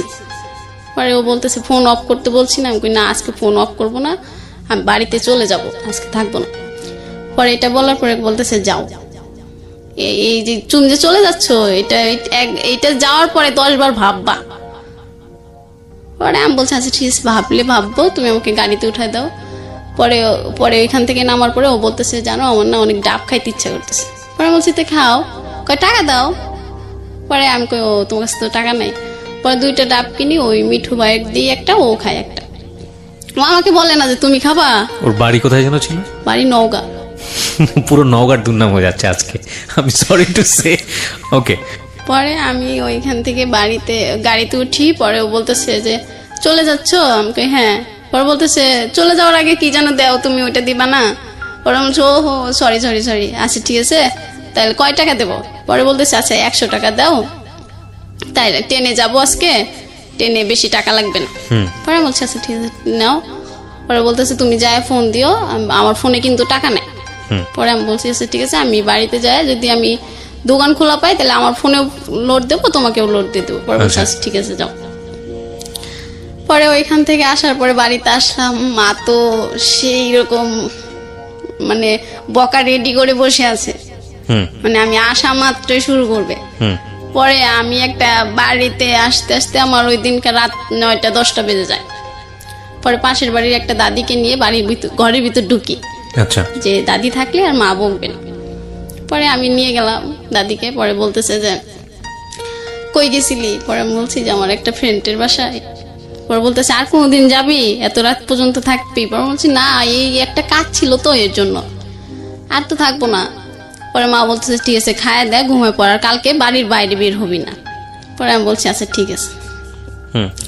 পরে তো ওই রুমে শুয়ে থেকে ওর সাথে কথা বলতেছি, মা তো বুঝতে পারছে যে ফোনে কথা বলি। পরে বলতেছে কি ব্যাপার এত রাতে কার সাথে কথা বলা হয়? পরে আমার ভাইয়ের মেয়ে ছোটটা ও বলতেছে, দাদি দাদি তোমার মেয়ে না প্রেম করে জানো? প্রেম করে মানে? কয় হ ওই যে খালি রবিউল রবিউল করে। এই রবিউল আঙ্কেলটা যে কেডা দাদি, এইটা তো আমি বুঝতে পারলাম না। ওকে। পরে মা একদিন কইতেছে, দেখি তো রবিউল কোন রাজপুত্র যে তুই তার জন্য সবকিছু করে হেঁটতেছস। পরে মাক দেখায়, আমার ভাই মানে সবাই দেখে, আমার এলাকায় যারা যারা আমাকে বিয়ে দিতে চায় এখন সবাইকে আমি দেখাই যে এই ছেলে ছাড়া আমি কাউকে বিয়ে করব না। পরে বলে কেন এই ছেলে আবার তোর এত ভালো হয়ে লেগে গেল কবে থেকে? কিভাবে দেখান? ছবি দেখান? হ্যাঁ হ্যাঁ ছবি দেখায়। পরে ছবি দেখে সবাই পছন্দ করে ফেলায়, অনেক সুন্দর। পরে সবাই পছন্দ করে বলে আচ্ছা ঠিক আছে তাইলে ছেলেকে বলো বিয়ে কি করতো? পড়াশোনা করতো ওই সময়? পড়াশোনা শেষ করছে, পরে কিছু করে না, বেকার জীবন যাপন করতেছে। আচ্ছা, ফ্যামিলিতে কে কে ছিল ওর? ওর 3 বোনরা আর বাবা মা আর ও। আচ্ছা, ওই বড় ছিল? বোন বড় ছিল, তারপরে ও, পরে আরো 2টা বোন আছে। আচ্ছা, তারপর? তারপরে আমি তো সবাই দেখাই, সবাই পছন্দ করে, আমি আরো খুশি হয়ে যাই যে আমার আর কোনো সমস্যা নাই। এবার আমি ওকে বিয়ে করে ওই নওগাঁতে থাকবো খুব সুখে, আর নওগাঁর মানুষ যেভাবে কথা বলে ওইভাবে কথা বলবো। আমি আগে থেকে ওর কাছ থেকে শিখতে চাইতাম, ও বলতো না নওগাঁর কথা তোমার শিখতে হবে না। পরে মাকে বলতাম, মা আমি কিন্তু নওগাঁতে থাকবো, তুমি আমার জন্য সবকিছু করে করে প্রতি ঈদে পাঠায় দিবা। পরে বলতেছে দেখ তোর রবিউল তোরে কি বলে, মানে যেই কেউ বলতো আমার রবিউল বলেই সবাই ওকে বলতো। পরে আমি ওই বাড়ি থেকে আবার ঢাকাতে চলে আসি, আমার ছুটি শেষ হয়ে যায়। জি। ঢাকাতে আসার পরে আমার ফ্রেন্ড জিজ্ঞাসা করতেছে কি প্রেম কেমন চলতেছে, আমাদের যে প্রেম তো খুব গভীর হয়েছে, এখন রবিউল আমাকে ছাড়া কিছু বোঝে না, আমিও রবিউল ছাড়া কিছু বুঝি না। পরে আমার ফ্রেন্ড বলতেছে এই অতি ভক্তি কিন্তু চোরের লক্ষণ হয়। পরে আমি বলছি যে এরকম কথা যদি তুই বলস তোর সাথে কিন্তু আমি কথা বলবো না। পরে আজকে আমার সাথে কথা বলা বন্ধ করে দাও, একদিন দেখি রবিউলই তোমাকে ছেড়ে চলে যাবে। পরে এটা বলার পরে আমি আমার ফ্রেন্ডের সাথে কথা বলি না 7 দিন। আমাকে কেউ কিছু রবিউলের কথা বললে আমি তাকে শর্ত দিয়ে দিই যে আজকের থেকে আগামী 7 দিন যতদিন না হবে ততদিন আমার সাথে কথা বলবো না। আচ্ছা, এটা বললে আর রবিউলের সম্পর্কে কেউ বাজে কথা বলতো না। আপনার শুনতে ভালো লাগতো না? হ্যাঁ হ্যাঁ আমার শুনতে ভালো, কেন ওরা এরকম কথা বলবো, ও তো অনেক ভালো একটা ছেলে, ভালো মনের মানুষ। পরে এরকম করতে করতে ও আবার বলতেছে যে ডলিমণি তুমি কি আমার সাথে আবার দেখা করবা? আমি বলছি না এইবার দেখা করলে অনেক সমস্যা হবে, এইবার যাওয়া যাবে না। পরে বলতেছে না আর একবার আসো। পরে আমি বলতেছি কেন? ও পরে ওর সাথে যদি আমার কিছু হইতো তাহলে আমরা 2 সেকেন্ডের বেশি রাগ করে কারোর সাথে কেউ থাকতে পারতাম না। আমরা ফোনের নাম্বার সিম অফ করে রাখতাম কিন্তু মেসেঞ্জার চালু থাকতো। হচ্ছে মানে কাক পাখি, কোকিল পাখি, ময়না পাখি, টিয়া পাখি, এটা বললে আমার রাগ সব শেষ হয়ে যেত। যখনই দেখতাম ও কাক লিখছে, পরে তো আমার ফ্রেন্ডরাও হাসতো তোর এত ভালোবাসে কাক পাখি ডাকে, তুই কালো দেখে? আমি বলি আমি কালো দেখে তো কাক পাখি বলে। পরে বলতেছে যে ঠিক আছে তোমার কাক পাখি দেখো, তোমার এই রাজপুত্র তোমার কাকের থেকে আর কি বানায়। পরে আমি একদিন বললাম আচ্ছা তুমি আমাকে এই কথা বলো, সবাই কিন্তু আমাকে অনেক কথা বলে, তুমি কাক পাখি বলো কেন? কয় আমার বন্ধুরা তো জিগেলে আমি এটাই বলি যে আমি যার সাথে প্রেম করি ও কাকের চেয়ে একটু ফর্সা, কোকিলের মতো কালো। পরে আমি বলছি ও তাই না? পরে কইতেছে আপনি দেখতে মোটেও খারাপ না, এটা আমার যারা দেখছেন এখন ভিডিওতে তারা ভালো ওপিনিয়ন দিতে পারবে। জি বলেন তারপর। ও তো আমাকে ভালোবেসে এটা বলতো। হ্যাঁ শিওর, আপনি সেটা এনজয় করতেন। হ্যাঁ হ্যাঁ হ্যাঁ হ্যাঁ আমার ফ্রেন্ড গুলো একটু দ্বিমত করতো যে কেন এটা বলবে। পরে তো আমি আবার রাগ করতাম যে তুমি আর যদি এই কথা বলো, বলে যে আমি যতদিন তোমার সাথে সম্পর্ক করবো এটা বলেই ডাকবো, যখন আমরা বৃদ্ধ হব তখন এটা বলেই ডাকবো। রাইট। পরে আমি বলতেছি যাও তোমার সাথে আর কথাই বলবো না। পরে আমি রাগ করে ফোনটা কেটে দিই। পরে আমার ফ্রেন্ডের ফোনে ফোন দিয়ে আমাকে একটা, তখন শাকিব খানের একটা ছবি বানাইছে সত্য কি, আর জিএমসির একটা গান তোর প্রেমেতে অন্ধ হলাম কি দোষ দিবি তাতে। পরে এই গানটাও আমাকে শোনায়, তারপরে আমার আবার রাগটা ভেঙে যায় যে ও মনে আমাকে সত্যি ভালোবাসে। আচ্ছা ডাকে ডাক। পরে ওই গান বলার পরে আমি আমার ফোন থেকে ওকে ফোন দিই। পরে বলতেছে আমার ফোনে যে মিস কলের টাকা ছিল তোমার বান্ধবীরে ফোন দিয়ে যে টাকাটা ফুরাইলাম এটার জরিমানা কে দেবে? পরে আমি বলছি যে আচ্ছা বাবু আমি পাঠায় দেবো। পরে বলতেছে না তোমার টাকা পাঠাইতে হবে না, তুমি তো আমাকে ভালোই বাসো না, ভালোবাসলে কি রাগ করতা? পরে আমি বলছি না, আমার গার্লফ্রেন্ড এরকম কথা বলে না। পরে বলতেছে তাহলে তুমি কি ওই আমি যে বলছিলাম দেখা করবা? পরে আমি বলছি যে তোমার ফোন দিলেই কি এই কথা ছাড়ার কথা থাকে না? পরে বলতেছে না, আমার ফোন দিলে এই কথা ছাড়া কথা থাকে না। পরে আমি বলছি যে আমি বললাম না আমার কাছে টাকা নাই, আর বাড়িতে অনেকদিন ধরে টাকা দিই না, মাকে এবার দিতেই হবে টাকা, আর কতবার 9-6 বোঝানো যায় মাকে। পরে বলতেছে যে ঠিক আছে, আমি এবার দেখি টাকা ব্যবস্থা করা যায় কিনা। পরে আমি বললাম যে তুমি কই টাকা পাবা? কয় আচ্ছা আব্বার ওইখান থেকে টাকা চুরি করে দেখা যায় আসা যায় কিনা। পরে আমি বললাম যে ঠিক আছে, তাহলে তুমি দেখো চুরি করতে পারো কিনা। পরে ও বলতেছে আচ্ছা, পরে ফোন দিয়ে বলতেছে যে হ্যাঁ ডলিমণি। আমি বলছি হ্যাঁ বলো। কইতেছে আমি না 1000 টাকা চুরি করতে পারছি। পরে আমি বলছি তোমার তো 1000 টাকা যাওয়া আসার ভাড়াই, তা আমার সাথে ঘুরবা কি? পরে বলতেছে না আসো। পরে আসার কথা বলতেছে। পরে আমি বলতেছি যে ঠিক আছে, আমি তাহলে স্যালারি পেয়ে আসি। বলতেছে না, স্যালারি পেয়ে আসতেও তোমার কাছে এখন যে টাকা আছে তুমি কাউর থেকে নিয়ে আসো। পরে আমি আবার আমার ওই চাচিকে ফোন দিই, ফোন দিয়ে বলি যে চাচি আমার তো আরো 4000 টাকা লাগবে। পরে বলতেছে তুই আগে 6000 টাকাই দেশ নাই এখনো, তুই আরো 4000 নিলে 10,000 টাকা হয়, তাহলে তো 1000 টাকায় 100 টাকা লাভ, তাহলে 10,000-এ 1000 করে হয় না? পরে তুই কোত্থেকে দিবি? পরে বলছি আমি দেবো তো, তোমার আমি কি না করছি? পরে বলতেছে আচ্ছা ঠিক আছে, তুই একটা নাম্বার দিস, আমি টাকা পাঠাই দিব। পরে ও একটা নাম্বার দেয়, আমি একটা নাম্বার দিই, পরে চাচি টাকা পাঠা দেয়। পরে ওরে বলি যে টাকা দিছে 4000 টাকা। পরে বলতেছে 4000 টাকা হলেই হবে, তুমি আসো। পরে যাই, যাওয়ার পরে আবার ওইখানে ওই একটাতেই ওইখানেই থাকি। পরেও আমারে বলতেছে যে শোনো, আমি যদি কখনো চলে যাই দেশ থেকে তখন তুমি কি করবা? বলছি আমি তো তোমাকে কখনো চাইতে দেবো না, আমি তো পাগল হয়ে যাব। পরে তুমি কি সত্যি যাবা? পরে আমার ওই দিনকে এত খারাপ লাগতেছিল, মানে আমি ওইখানে কান্না করতেছি। পরে বলতেছে পাগল, তোমার দেখলাম যে তুমি আমাকে সত্যি ভালোবাসো কিনা। পরে আমি বললাম তাই এই ধরনের কথা আর বললো না। পরে বলতেছে আচ্ছা ঠিক আছে আর বলবো না। পরে আমি আবার ওর সাথে ওইখানে থেকে পরে আমি আবার বাড়িতেই চলে আসি। পরে বাড়িতে আসলে পরে মা যেন কিভাবে শুনে যে আমি আমার চাচির কাছ থেকে 10,000 টাকা নিয়েছি। এখন এই 10,000 টাকা আমি কিভাবে দেই? বাড়িতেই টাকা দেই না, আবার চাচিরে দেবো কিভাবে? আবার আমি এখন দিলেও তো আমি আর ফোনে টাকা ভরতে পারবো না, এমবি ভরতে পারবো না, তাহলে ওর সাথে আর কথাও তো হবে না আমার, টাকা যদি 10,000 ঋণ শোধ করে দিই।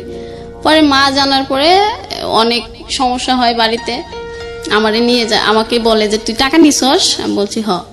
টাকা নিয়ে কি করছস? পরে বলছি যে আমি রবিউলের সাথে ঘুরতে গেছিলাম। পরে বলতেছে ঠিক আছে, এই যে এবার টাকা শোধ করতেছি। পরে আমার খালা বলতেছে যে তাহলে আমার থেকে টাকা নিয়ে দিয়ে দে, তাইলে আর লাভটাও বাড়বে না, পরে যেদিন ওর টাকা হয় ওই দিন আমাদের দিলেই হবে। পরে আমি বলছি ঠিক আছে তাহলে এটা দিয়ে দাও, আর রবিউলের সাথে দেখা করবো না, আর টাকাও নেবো না। পরে বলতেছে বুঝে বুঝে বললি? মা বলতেছে। আমি বলছি হ্যাঁ মা আমি বুঝে বললাম। পরে আমার তো অনেক বইকা টইকা সবাই, বড় আপু, মেজো আপু, মা সবাই বইকে। পরে আমি বকা টকা শুনে ঢাকাতে চলে আসি। পরে আসার পরে আমি আর ঠিকঠাক মতো কারোর সাথে কথা বলি না, যে এখন বাড়িতে সবাই জেনে গেছে, এতদিন তো আপু জানতো, এই সম্পর্কটা এখন কত দূর যাবে? যদি বাড়ি থেকে বলে যে তোকে অন্য জায়গায় বিয়ে দেবো, আমি তো রবিউলকে ছাড়া বিয়ে করতে পারবো না। মানে আপনি যতবারই ওনার সঙ্গে দেখা করেছেন মূল টার্গেটটাই ছিল আপনাদের মধ্যে এই যে অনৈতিক সম্পর্কটা? হ্যাঁ, এটাই মূল টার্গেটটা ছিল। হ্যাঁ। আচ্ছা, এটা ওর জায়গা থেকে টার্গেটটা ছিল, বাট আপনি ওকে, ও যখন এগুলো বলতো আপনি লাভ ছাড়া, যেহেতু আপনি তাকে অনেক বেশি ভালোবাসেন, আপনি না যে থাকতে পারতেন না।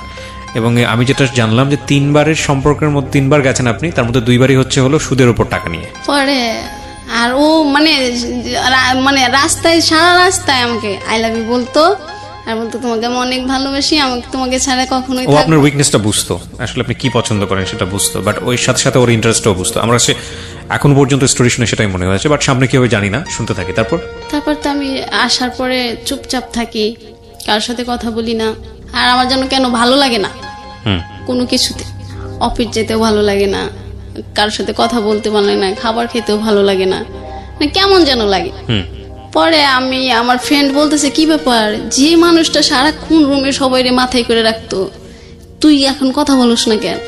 পরে আমি বলতাম যে আমার ভালো কথা শুনলেও ভাল লাগে না, তুই এখান থেকে যা, তোর কাজ থাকলে তুই কাজ কর, আমার ডিস্টার্ব করিস না।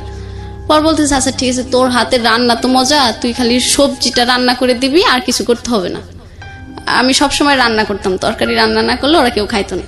বলতাম যে না, এখন আমি রান্নাও করতে পারবো না। পরে ও বলতো যে তাইলে তুই তো শুধু মাছ ভর্তাটা করে দিলেই হবে, আমার ফ্রেন্ড বলতেছে, আর কিছু করতে হবে না। পরে আমি বলছি না কিছু করতে পারবো না। পরে ওরা বুঝতে পারে যে আসলে কি সমস্যা হয়েছে। পরে আমারে আর কিছু বলে না, যেহেতু আমি ওদের সাথে কথা বলতে চাই না। ওরা কি কি বলে আমারে দেখে আমি আর এইগুলা তাল দিই না। পরে রবিউল ফোন দেয় খুব কম এখন। পরে আমি বলতেছি কি ব্যাপার, তুমি সারাদিন ফোন দিয়ে পাগল হয়ে যাইতে, আমার ফ্রেন্ডদেরকে ফোন দিতাম মেসেঞ্জারে সারাক্ষণ, জান ময়না পাখি পাগল করে ফেলাইতে, এখন ফোন খুব কম দাও কেন? পরে বলতেছি একটু টেনশনে আছি, একটা সমস্যার মধ্যে আছি। পরে আমি বলছি কি হয়েছে? কয় আছে একটা সমস্যা আছে। পরে আমি বলছি বলা যাবে না, বলতেছে না। পরে আমি ওই মিঠু ভাইয়ের কাছে ফোন দিয়ে, আচ্ছা ভাইয়া ওর কি হয়েছে, ও কেন যেন এরকম করতেছে কেন, মানে কথা খুব কম বলতেছে, কি সমস্যা হয়েছে, ওর কি টাকা পয়সার কোনো সমস্যা? পরে ভাইয়া বলতেছে টাকার সমস্যা হলে তুই দিবি? পরে আমি বলতেছি হ্যাঁ, ওর যদি টাকা সমস্যা আমাকে বললি তো আমি দিই, তো বলতেছে না কেন? পরে কইতেছে যে তাহলে তুই ঠিক আছে, তুই ব্যাংক থেকে তোর যত টাকা আছে সব উঠায় ওরে দে, তাইলে তো ও খুশি থাকে, তুইও খুশি থাকিস। মানে ও সবাই জানতো যে রবিউল যদি খুশি থাকে তাইলে আমি খুশি থাকি, আর রবিউলের যদি মন খারাপ থাকে তাইলে আমারও মন খারাপ থাকবে। তারপরে কি বের করা গেল, কারণটা কি ছিল মন খারাপ? কারণটা ও পরে আমাকে দাদা বলতেছে যে রবিউল শুনলাম ও নাকি বিদেশ যাবে, হয়তো এটা নিয়ে বাড়িতে কোনো সমস্যা। পরে ও বলতেছে যে আমি পরে বল তুমি কি বিদেশ যাবা? পরে বলতেছে না, আমার বিদেশ ভালো লাগে না, আর আমি তোমাকে ছাড়াও থাকতে পারবো না। আমি বলছি তাহলে তুমি এইসব কথা ওঠে কেন বাড়িতে? পরেও বলতেছে যে বাড়ির সবাই বলতেছে আমাকে বিদেশ পাঠাবে। পরে আমি বলতেছি বাড়ির সবাই, তুমি বাড়ির যেই টাকা দিয়ে বিদেশ যাবা ওই টাকা দিয়ে আর আমার থেকে টাকা নিয়ে তুমি দেশে একটা ব্যবসা করো। পরে তুমি আমাকে বিয়ে করবা, আমি এখানে থাকবো, তুমি বাড়িতে ব্যবসা করে পরে ওই ছোট দুই বোনকে বিয়ে দিয়ে দিবা, ওরা বিয়ে দিয়ে হলে পরে আমি তোমাদের বাড়িতে যাব, তাহলে তোর কোনো সমস্যা থাকে না, তোমার বিদেশও যাওয়া লাগে না। পরে বললেন না পাগল, এটা বাড়ি থেকে যদি আমি ব্যবসা করতে চাই তাহলে টাকা দেবে না, আর বিদেশ গেলে তাহলে টাকা দেবে। পরে আমি বলছি না, তোমার বিদেশ যাইতে হবে না, আমি ওকে সবসময় বলতাম যে তুমি দেশে থাকো, বাড়ি থেকে যে টাকা দেয় আর বাদ বাকি টাকা আমি দেব, দিয়ে তুমি ব্যবসা করবা, তারপরে তোমার বন্ধুটোর বিয়ে দিবা, তারপরে আমাকে বাড়িতে নিবা, তারপরে আমরা দুজনে একসাথে বৃদ্ধ হব। পরে বলতো যে দেখি বাড়িতে কি বলে। পরে বাড়িতে আমি বললাম যে ঠিক আছে, তাহলে তুমি একদিন আমার সাথে সুমাইয়ার কথা বলাই দিও, ওর ছোট বোন। ওর ছোট বোনকে বলছিল যে আমি এরকম একটা মেয়ের সাথে কথা বলি, তো ওই মেয়েটা তোর সাথে কথা বলতে চায়। মানে আমি সুমাইয়াকে বলতাম যে তোমার ভাইয়াকে বিদেশ যেতে দিও না, ও যদি বিদেশ চলে যায়, আমি শুনতাম যে বিদেশ গেলে তো অনেক টাকা কামাই করে, মানুষ মানুষকে ভুলে যায়, তাহলে তো ও আমাকে ভুলে যাবে, আর ও ভুলে গেলে আমি ওকে ছাড়া থাকতে পারবো না। পরে ওই দিনকে ফোন দেয়, পরে আমি ঘুমিয়েছিলাম, পরে আর ফোন ধরতে পারি নাই। পরে আবার আমি ঘুম থেকে উঠে ফোন দিই, পরে বলতেছে সুমাইয়া তোমার সাথে কথা বলতে চাইলো, তুমি তখন ফোন রিসিভ করো নাই কেন? বলছি আমি ঘুমিয়ে গেছি, তাইলে এখন দাও। কয় না, আমি তো সুযোগ সবসময় সবাইকে দিই না। পরে আমি বলছি তার মানে কি তোমার বিদেশ যাওয়ার ইচ্ছা আছে না? কয় বিদেশ গেলেই তো অনেক টাকা কামাই করা যাবে, আর তারপরে আমরা দুজন সুখে থাকতে পারবো বেশি। পরে বলছে না, আমার বিদেশ যেয়ে সুখে থাকতে হবে না, আমরা দেশে থেকেই সুখে থাকবো। আমি বাড়ি থেকে বলবো, আর বাড়িতে তো সবাই তোমাকে পছন্দ করে, তুমি অনেক সুন্দর, আমিও পছন্দ করি, আর আমাদের বাড়িতে তো সমস্যা নাই, তোমার বাড়িতে সমস্যা হলে তুমি ওটা বলবা বুঝাইয়া। পরে বলছে যে না, আর কোনো কথাই হবে না, আমি দেশের বাইরেই চলে যাব। পরে আমি বলতেছি যে না না, তুমি বাইরে যেও না, আমি তোমার পায়ে ধরি, আমি তোমাকে ছাড়া থাকতে পারবো, মানে তোমার একদিন কথা না শুনলে আমি থাকতে পারবো না। আমি এরকম মানে ওর ভালোবাসা ভিক্ষাও চাচ্ছি, যে তুমি আমাকে শুধু তোমার ভালোবাসা ভিক্ষে দাও, আর আমি তোমার বাড়িতে কাজের মানুষ হয়ে থাকবো, কিন্তু তাও তুমি ছেড়ে যেও না, আর তুমি বিদেশ গেলে আমার সাথে আর যোগাযোগ করবা না। পরে বলতেছে যে আচ্ছা দেখি, আর পরে বলতেছে যে একদিন আমি তোমার সাথে সারা রাত কথা বলবো।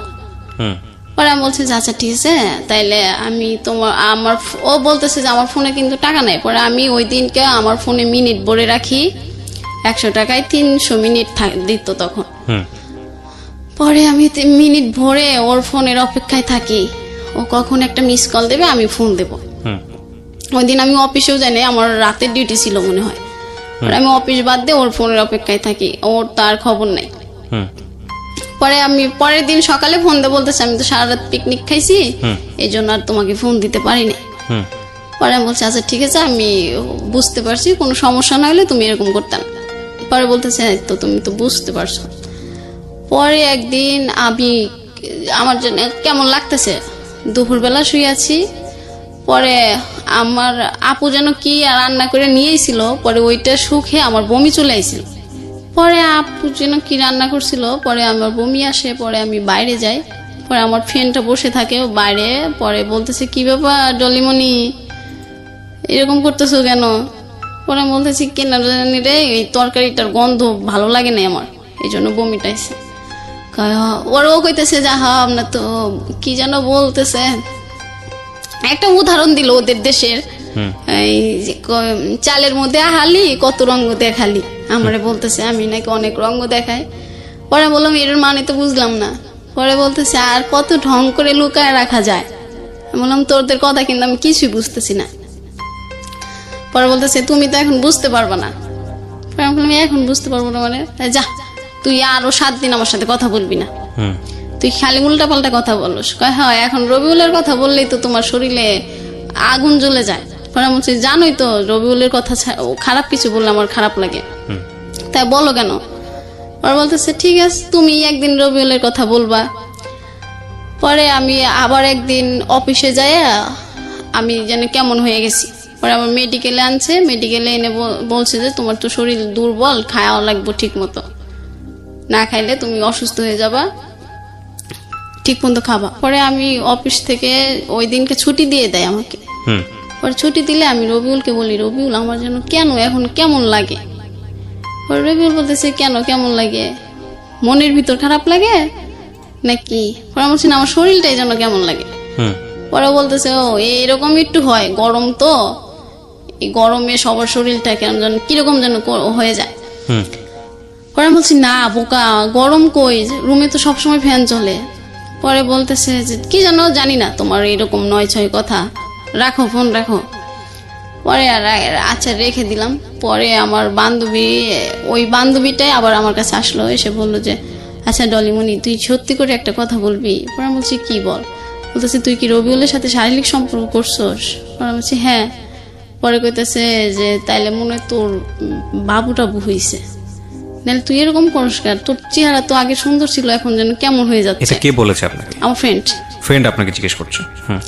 পরে আমি ওর কাছে সবকিছুই বলি। রবিউল আমাকে কখন কয়টা চুমা দেয়, কখন কয়বার আই লাভ ইউ বলে, কয়বার কাক পাখি ডাকে, সবকিছু আমার ওই ফ্রেন্ডের কাছে আমি বলি, একসাথে ডিউটি করি।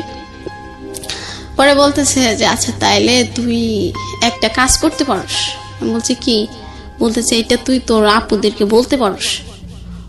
পরে আমি বলছি না রে আপুদেরকে বললে আমার বাইরে ফেলাইব, তুই বললেও এই কথা বলিস না। পরে বলতেছে তোর বলতে যদি সমস্যা হয় তা আমি বলি।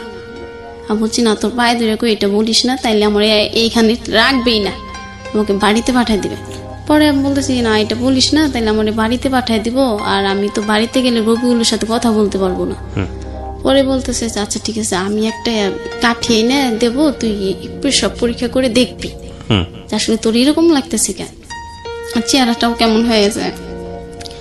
পরে আমি বলছি আচ্ছা ঠিক আছে তাহলে তুই আনিস, আমি ওইটা করবো।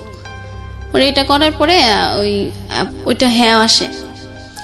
পরে আমার বান্ধবী বলতেছে সর্বনাশ করে ফেলছিস, এখন কি করবি? পরে আমি বলতেছি এখন আমি রবিউলে কি করে বলি বল। পরে বলতেছে আচ্ছা ঠিক আছে আমি রবিউলের কাছে বলবো, আর তুই তোর বড় আপার কাছে চল, আপা যদি রবিউলকে বুঝাইয়া বলে তাইলে মনে রবিউল বুঝবে। পরে আমি রবিউলের কাছে যাই, রবিউলকে বুঝাই যে রবিউল দেখো আমার না এরকম এরকম লাগে। পরে বলতেছে যে তুমি কি মানে একটা বকা দিয়ে বলতেছে যে এইসব পেশাল করার জন্য ফোন দাও। পরে আমি বলছি না আমার সত্যি কেমন যেন লাগে। পরে বলতেছে ফোন রাখো, এখন আর ফোন দিবা না। ওর ফোনটা অফ করে দেয়। পরে আর সারা রাত ফোনটা অন করে না। পরে আমি আবার আপুর রেশমির কাছে বলি যে রেশমি দেখো না আবার এরকম করতেছে। আমার সাথে না কথা বলতেছে না, ফোনটা অফ করছে, তাহলে এখন আমি কেমনে বলি? ওর বলতেছে আবার ফোন যখন অন করে, ও যখন তোকে এই গানটা শোনাইতো তুই এই গানটা শোনাবি, তাইলে হয়তো তোকে ও আর এরকম রাগ করে থাকতে পারবে না। পরে আমি ওই গানটা শোনাই, ও যে গানটা বলতো আমাকে। পরে ও বলতেছে যে গান শোনাইতে হবে না, তুমি কি বলতে চাও বলো। পরে আমি বলছি তোমার সাথে না রেশমি কথা বলবে। পরে বলতেছে আচ্ছা ঠিক আছে, রেশমির কাছে দাও।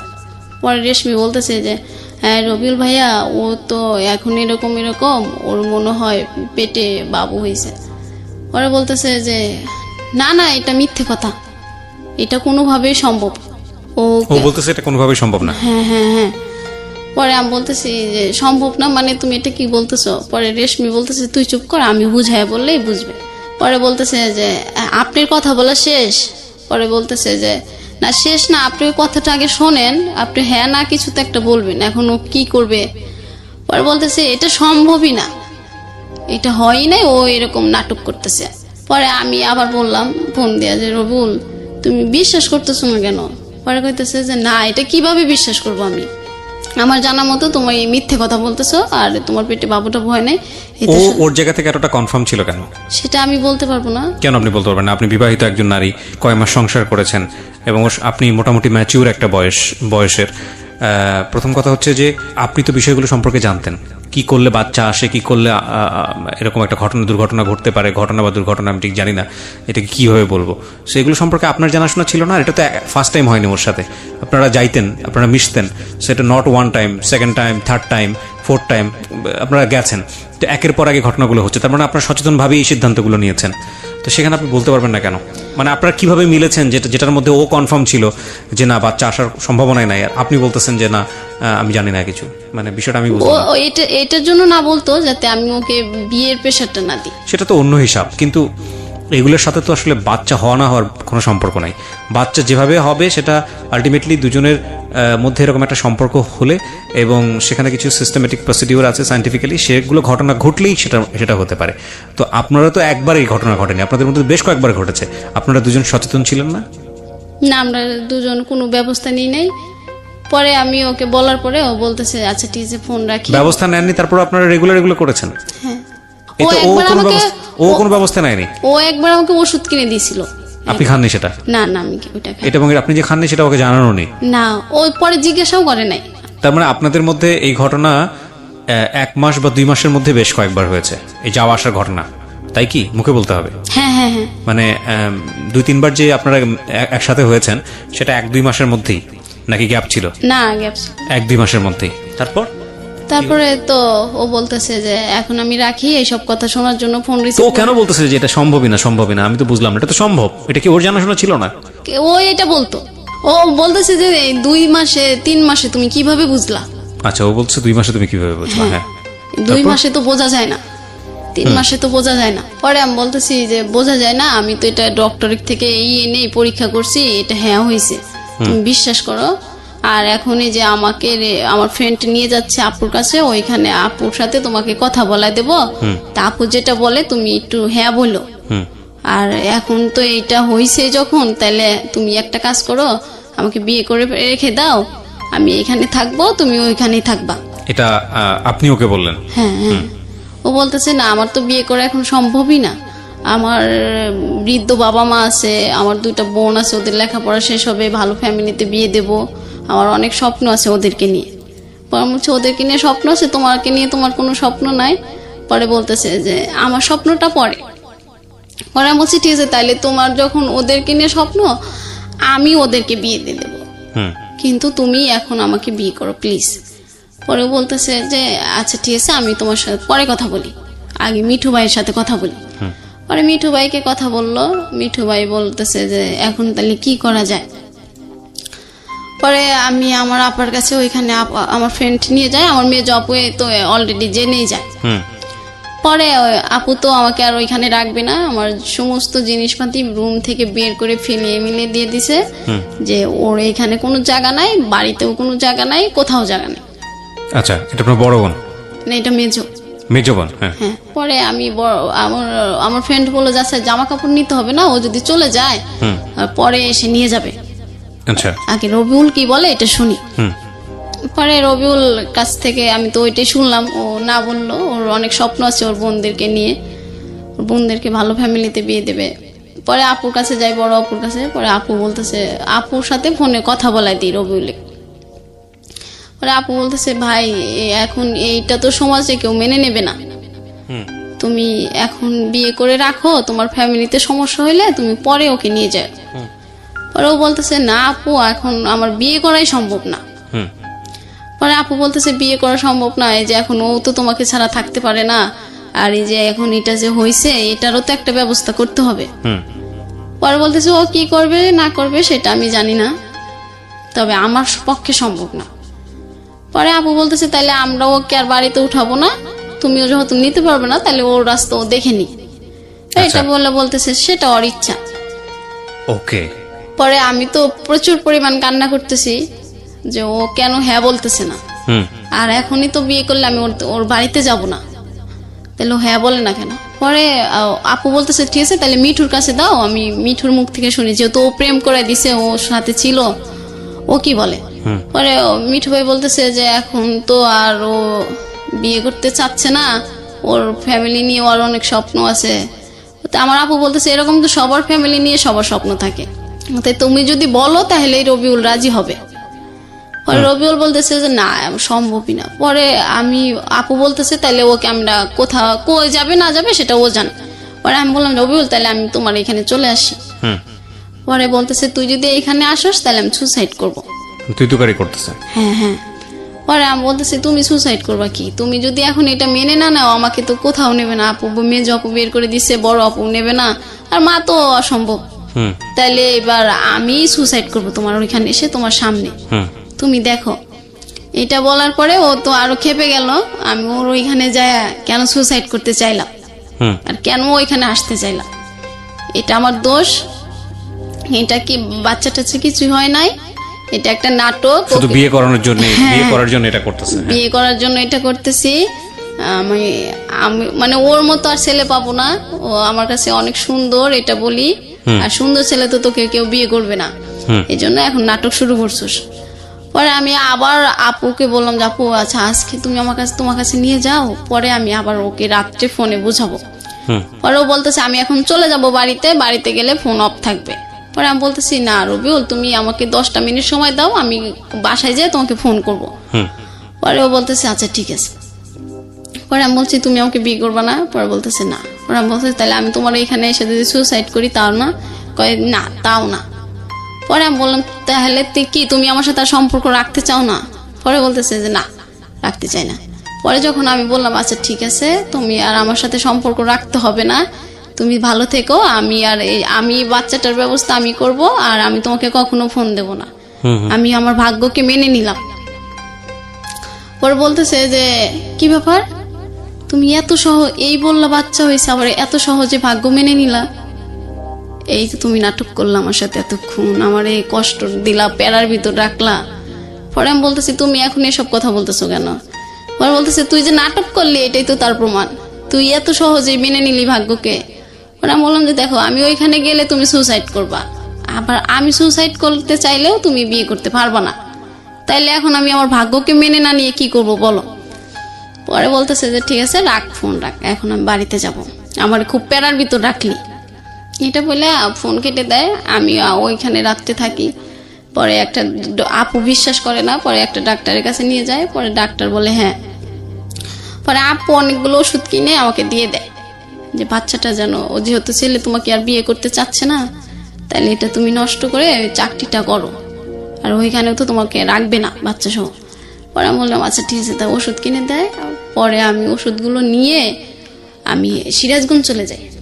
সিরাজগঞ্জ শহরে চলে যাওয়ার পর মানে ওইখানে যাওয়ার পরে আমি একটা বাসায় যাই বলি যে আমি বাসাটায় থাকলে তাইলে আর কেউ কোনো সমস্যা করবে না। ও আমার আপু আমার ফোন রেখে দেয় যে ফোন থাকলেই তোমার রবিউলের কথা মনে পড়বে, তুমি রবিউলের ছবি দেখবা, ওর স্মৃতিগুলো তোমার চোখে ভাসবে, ওর সাথে কথা বলতে ইচ্ছা করবে। তোমার ফোন নাই, তুমি এখন থেকে যে টাকা বেতন পাবা সব টাকা হাতে দিয়ে দিবা আমার মেজো বোনের কাছে। পরে এখন আমি বললাম যে এখন তো আর মোবাইল চাওয়া যাবে না, এখন রাগের মাথায় আছে, ঠিক আছে মোবাইল নিয়ে নি। পরে আমি যখন চলে যাই আমার আর খুঁজে পাই না। পরে আমি আমার একটা সিম ওইখানে যাই একটা ফোনে উঠাই, পরে দেখি যে সবাই ফোন দিচ্ছে পাগলের মতো আমার ফ্যামিলির। পরে বলছি যে আমাকে ফোন দিচ্ছ কেন? পরে বলতেছে ফোন দিতেছি মানে তুই তুই ঢাকাতে যাস নাই, তুই বাড়িতে চলে গেছিস না কোনে গেছিস বলস না কেন? পরে আমি বলতেছি না আমার ফোন কেড়ে নিয়েছো আমি আর যাব না। পরে বলতেছে তুই ফোনের কারণে এই আমাদেরকে ছেড়ে চলে গেলি, কোন না কোন দূরে আমরা সারা রাত তোর টেনশন করলাম। আচ্ছা ঠিক আছে তুই চলে আয় আমি তো ফোন দিচ্ছি। পরে বলছি ঠিক আছে ফোন দিলে আমার শর্ত আছে। পরে বলতেছে কি শর্ত? আমি বলছি যে আমি এই বাচ্চা নষ্ট করতে পারবো না। পরে আমার আপু বলতেছে বাচ্চা না নষ্ট করে তুই কিভাবে থাকবি?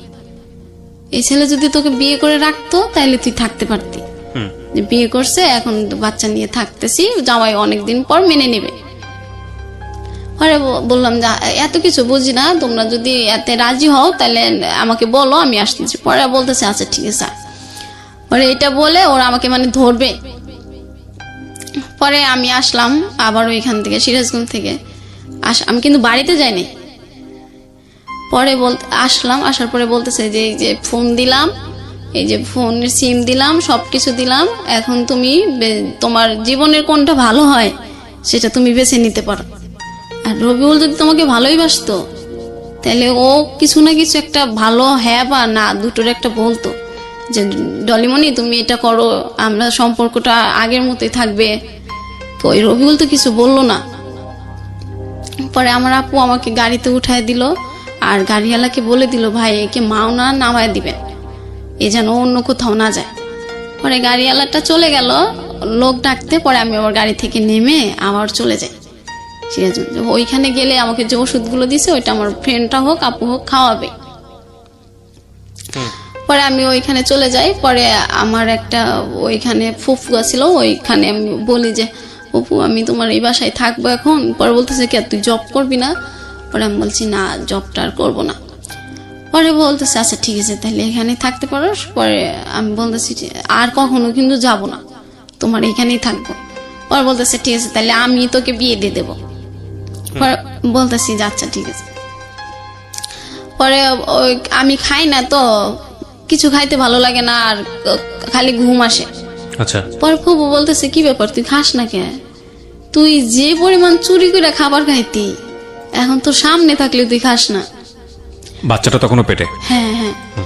পরে আমি ফুপুরে বললাম যে ফুপু এই ঘটনা, এই ছেলে তো এখন আমাকে বিয়ে করতে চাচ্ছে না।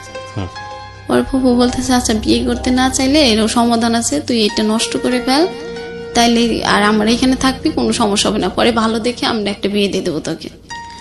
এটা বলার পরে আমি বললাম কি বলে, আমি যার জন্য এখানে চলে আসলাম জব ছেড়ে সেও বলতেছে বাচ্চা নষ্ট করতে। পরে রবিউল ওই দিন ফোন দিল, ফোন দিয়ে বলতেছে কই তুমি? পরে বললাম যে আমি ফুপুর বাসায় আইছি। কেন? পরে বলতেছে যে আমার ফ্রেন্ড তোমার সাথে কথা বলবে আজম। পরে বলতেছে যে আমি বললাম যে আজম কি কথা বলবে?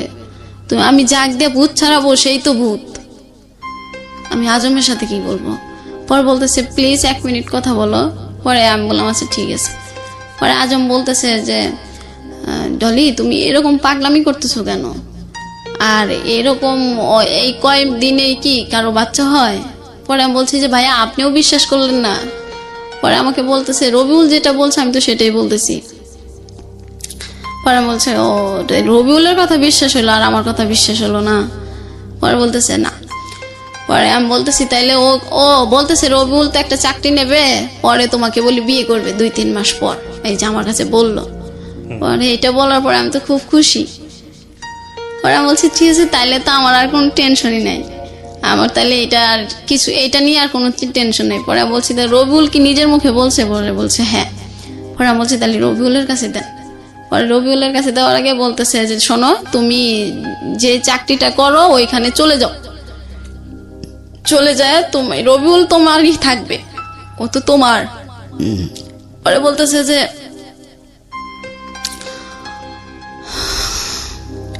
ও শুধু তোমাকে ভালোবাসে। পরে আমি আবার ওর কথা বিশ্বাস করে আবার আমি ওইখানে চলে আসি। ঢাকাতে আসার পরে পরে আমি ওকে বললাম যে হ্যাঁ রবিউল আমি তো চলে আসি। পরে বলতেছে ঠিক আছে তুমি ঠিক মতো চাকরি করবা, ঠিক মতো অফিস করবা, ঠিক মতো খাবার খাবা, ঠিক মতো গোসল করবা। পরে আমি বলছি যে হ্যাঁ, এখন তোমার সবকিছু ঠিক মতোই করতে হবে, নাহলে তো তোমার বাবুটা ঠিক মতো হবে না। এটা আপনি বললেন? পরে বলতেছে এই জন্যই তোমার সাথে আমার কথা বলতে ইচ্ছা করে না, তুমি কথায় কথায় মিথ্যে কথা বলো, নাটক করো, অভিনয় করো। পরে আমি বললাম যে বিশ্বাস করো আমি কোনো নাটক করতেছি না, তুমি কেন বিশ্বাস করো না? এইসব এইসব কথা বললে আমার তোমার সাথে কথা বলতে ইচ্ছা করে না। পরে আমি বলছি কথা বলতে ইচ্ছা না করলেও সত্যটা তো আমার বলতে হবে। পরে বলছে যে না, এটা যদি থাকে তাহলে আমি আর তোমার সাথে কোনো কথাই বলবো না, এই কথা থাকলে। পরে আমার আপু ওরকম রবিউল আর ফোন দেয় না, আমি ফোন দিলেও রিসিভ করে না, ফোন বন্ধ থাকে। পরে আমার মেজো আপু বললো যে দেখো, আমরা প্রত্যেকটা মানুষের ভাগ্যেই একটা সৃষ্টিকর্তা নির্দিষ্ট ভালোবাসা রেখে দেয়, ওটা নিয়ে আমাদের খুশি থাকতে হয়। আর তুমি রবিউলের যে ভালোবাসাটা পাইছো ওটা নিয়ে খুশি থাকো, এর চেয়ে বেশি ভালোবাসা পাওয়া যায় না জোর করে। পরে আমি বললাম না আপু তুমি এটা কি বলো, ও তো আমাকে অনেক ভালোবাসে, ওর মতো ভালো মানুষই হয় না। পরে বলতেছে ও যদি তোমাকে অনেক ভালোবাসতো তাহলে এই সময়টা তোমার পাশে থাকতো। পরে আমি বলছি যে না, ও হয়তো কোনো সমস্যা এই জন্য আমার কাছে থাকতেছে না। পরে আমার আপু একটা কথা বলছিল যে আমাদের ভালোবাসাটা সবসময় ঠিক হয়, আমরা শুধু ভুল মানুষকে কিছু সময় ভালোবেসে ফেলি। এটা বলার পরে আমি প্রচুর পরিমাণ কান্না করি।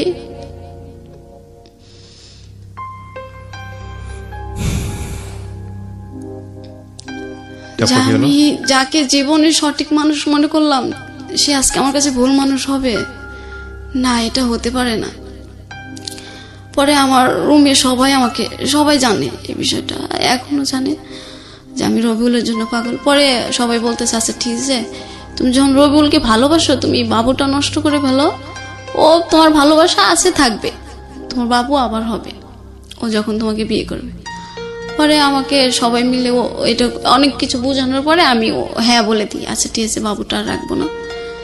পরে ওর সাথে আর এই বিষয়ে আমার কথা হয় না যে রবিউল আমি বাবুটা নষ্ট করব, ভালো মন্দ ও তো আমাকে নাই করে দিছে, তারপর তো কথাই বল না। পরে আমি নষ্ট করি, মানে ওষুধ খাই, ওষুধ খাওয়ার পরে আমি এত অসুস্থ হয়ে যায়, একদিকে রবিউল কথা বলে না, একদিকে আমি কি এমন একটা মানুষকে ভালোবাসলাম আমার কষ্টের সময় সে পাশে নাই, আমার এই যে বাচ্চাটা নষ্ট হয়ে যাচ্ছে, মানে নানান কষ্ট আমার চারপাশে মনে হলো তখন। আর মানে ওষুধটা বাবুটা নষ্ট হওয়ার সময় আমি এত অসুস্থ হয়ে গেলাম, আমি উঠে দাঁড়ানোর ক্ষমতা আমার ছিল না তখন। পরে আমাকে সবাই সেবা যত্ন করলো, 15 দিন আমি ওই অসুস্থই ছিলাম। পরে ওর সাথে আর এই কথা হয় নাই ভালো করে, ওই হয়তো 1 মিনিট ফোন দিয়ে বলতো কি করো, আমি ওই কাউকে দিয়ে ফোনটা রিসিভ করে বলতাম যে হ্যাঁ বল ভালো আছে।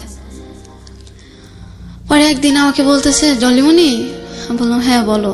পরে বলতেছে আমি না একটা কথা বলতে চাই তোমারে। পরে বললাম যে কি বলো।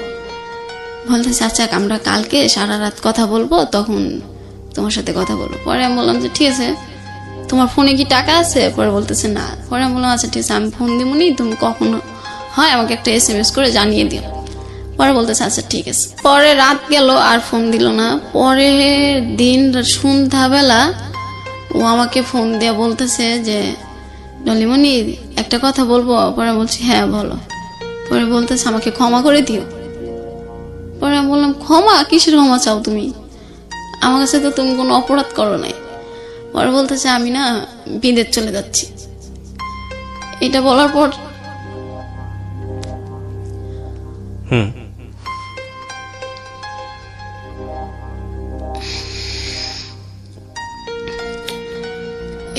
পর আমি এত পরিমাণ চিৎকার করি, মানে আমার ফ্লোরের সবাই, উপরতলার লোকও চলে আসে, নিচতলার লোকও চলে আসে যে কি হয়েছে।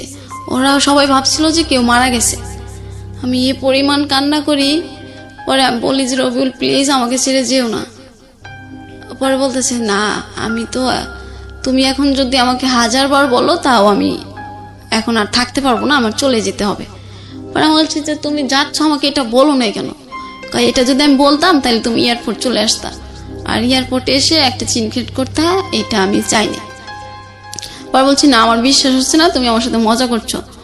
পরে বলতেছে ঠিক আছে তাহলে তুমি আমার ইমোতে ফোন দিয়ে দেখো পরে আমি ফোন দিয়ে দেখলাম ও সত্যি সত্যি এয়ারপোর্টে।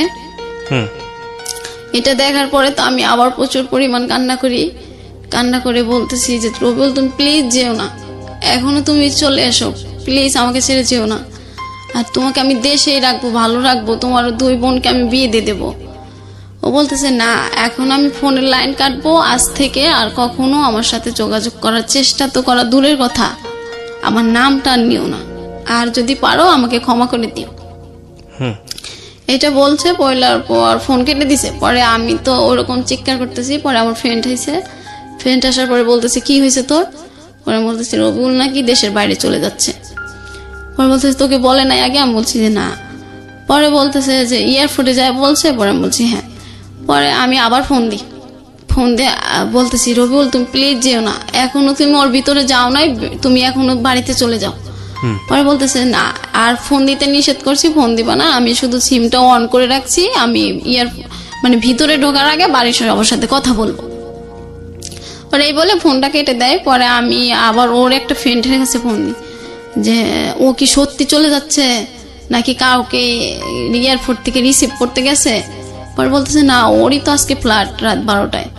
পরে এটা বলার পরে আমি আবার কান্না শুরু করে দিই। পরে আমি আবার রবিউলে ফোন দিতে থাকি, ও আর ফোন ধরে না, ও বিজি, ওয়েটিং। ও বাড়ির সবার সাথে কথা বলে। যখন বিমানে উঠবে তখন আমাকে ফোন দিয়ে বলতেছে যে তুমি তোমার মতো করে ভালো থেকো, আর আমার কথা মনে করো না, আর ভালো ছেলে পেলে বিয়ে করে নিও। এটা বলার পরে আমি বললাম যে না, আমি তোমার অপেক্ষায় থাকবো, তুমি 10 বছর পর হোক, 20 বছর পর হোক, যদি কোনো একদিন দেশে আসো তাহলে আমাকে প্লিজ, আমার এই নাম্বারটা তোমার জন্য আমি অনন্তকাল রেখে দেব, যতদিন তুমি বিদেশ থেকে না আসো আমাকে একবার ফোন দিও, আমি তোমার দেখবে সেদিন আমি তোমার অপেক্ষায় আছি। এটা বলার পরে ও বলতেছে ঠিক আছে, আমি রেখে দিলাম, আর কখনো কথা হবে না। পরে আমি বললাম ঠিক আছে, তুমি যখন আর কথা বলতে চাও না তাইলে ওইখানে যায় 1 মিনিট আমার সাথে ফোনে কথা বললো, তুমি বিদেশ গেছো, আমি তাতেই খুশি থাকবো। পরে এটা বলার পরে ও বলতেছে যে আচ্ছা ঠিক আছে, আমি এটা করতে পারি। পরে যায়, গেলে পরে আর তো 2-1 দিন ফোন দেয় না আমাকে, আর আমি শুধু ওর ফ্রেন্ডদেরকে ফোন দিয়ে জিজ্ঞাসা করি রবিউল কি তোমাদেরকে ফোন দিছে? পরে বলতেছে না আমি, ও তো আমাদেরকে ফোন দেয় নাই। পরে বললাম ও ফোন দেয় নাই, আমাকেও ফোন দেয় না, তো ওকে একটা তো কিছু জানাবে, ও গেছে কি না, ভালো করে কোথায় আছে না আছে। পরে এটা বলার পরে ও হঠাৎ করে তার পরের দিন ফোন দিছে, 2 দিন পর ফোন দিয়ে বলতেছে ডলিমণি। পরে আমি এটা শুনেই আমি বুঝতে পারি যে এটা আমার রবিউল। পরে আমি বলছি হ্যাঁ রবিউল বলো, আমি তোমার ফোনের অপেক্ষায় আছি। পরে বলতেছে তুমি বুঝলা কেমনে যে এটা আমি? পরে আমি বলতেছি তোমার কণ্ঠ শুনে আমি বুঝতে পারছি এটা তুমি। পরে বলতেছে হ্যাঁ, আমি দেশের কারো কথাই এখন মনে করব না, এখন আমি শুধু টাকার চিন্তা করব, আর তুমি পারলে আমাকে ভুলে যেও, আমি ভালোভাবে এসেছি। এটাও বলার পরে আমি আবার অসুস্থ হয়ে যাই। একেতে ও চলে যায়, আর কথা হয় না, এই এক টেনশন, আর ওর সাথে কথা না বললে তো আমি থাকতেই পারতাম না। আমার বাবুটা নষ্ট করছি, এটার এক কষ্ট, বাড়িতে সবার কাছে কালারিং হয়েছি, এটার এক কষ্ট। এখন আর কেউ ওইভাবে আমার কষ্টের সময় যদি ওদেরকে 1000 বলি, তাই ওরা আর ওইভাবে নেয় না যে তুমি এরকম কাজ করছো, এটার কষ্ট তোমারই ভোগ করতে হবে। পরে আবার বেশ কিছুদিন আমি এইভাবেই থাকি, চুপচাপ, কারোর সাথে কথা বলি না, খাবার খুব কম খাই। পরে একদিন আমার আপু বলতেছে যে এখন কি রবিউলের আশায় থাকবি নাকি অন্য কারোকে বিয়ে করার চিন্তা ভাবনা করবি? পরে আমি বলতেছি না, আমি ওকে 10 বছর অপেক্ষা থাকতে আমি বলে দিছি, ও 10 বছর পরে দেশে আসে আমার কাছে আসবে। পরে বলছে এই কথা তো ও দেয় না, এটা তো তুমি দিছো, ওই ছেলে আর এসে তোমাকে কখনো যোগাযোগ করবে না। এটা বলার পরে আমার অফিস বন্ধ থাকে শুক্রবার, ও একদিন শুক্রবারে ফোন দিছে। ফোন দিয়ে বলতেছে কেমন আছো? পরে আমি বলতেছি হ্যাঁ ভালো আছি। পরে বলতেছে ভালো আছো? আমি বলছি তুমি কেমন আছো? বলতেছে হ্যাঁ ভালো আছি। পরে বলতেছে যে তুমি আমাকে ভুলে যেতে পারতেছো? পরে আমি বলছি যে এটা কি এত সহজে ভোলা যায়? তোমাকে তো আমি বলছি যে আমি তোমাকে কখনো ভুলতে পারবো না। পরে বলতেছে যে আমি কিন্তু তোমাকে অলরেডি ভুলে গেছি, এইখানে অনেক ইন্দোনেশিয়ার মেয়েরা আছে, অনেক সুন্দরী, তোমার মতো আর কাক পাখি না, আর কাউকে কাক পাখি বলে ডাকতে হয় না আমার।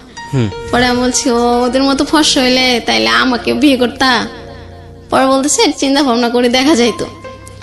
পরে আমি বললাম এই তুমি তো তাহলে এটা আগে বললে আমি ফর্সা হয়ে যেতাম। পরে বলতেছে যে তাইলে তো তুমি আমাকে কখনো বলো নাই যে ফর্সা হওয়ার কোনো সিস্টেম আছে। বাচ্চাটা কোথায় তখন? বাচ্চাটা তো আমি নষ্ট করছি। বাচ্চাটা যে নষ্ট করছেন এটা ও চেয়েছিল নষ্ট করার কথা, মানে আপনি নাকি আপনি নিজের সিদ্ধান্তে এটা করেছেন? ও তো আমাকে মেনে নিচ্ছে না, তখন আমি আমার সিদ্ধান্তই নিইনি। আলটিমেটলি কোনো উপায় নেই। কি করেছিলেন বাচ্চাটা নষ্ট করতে?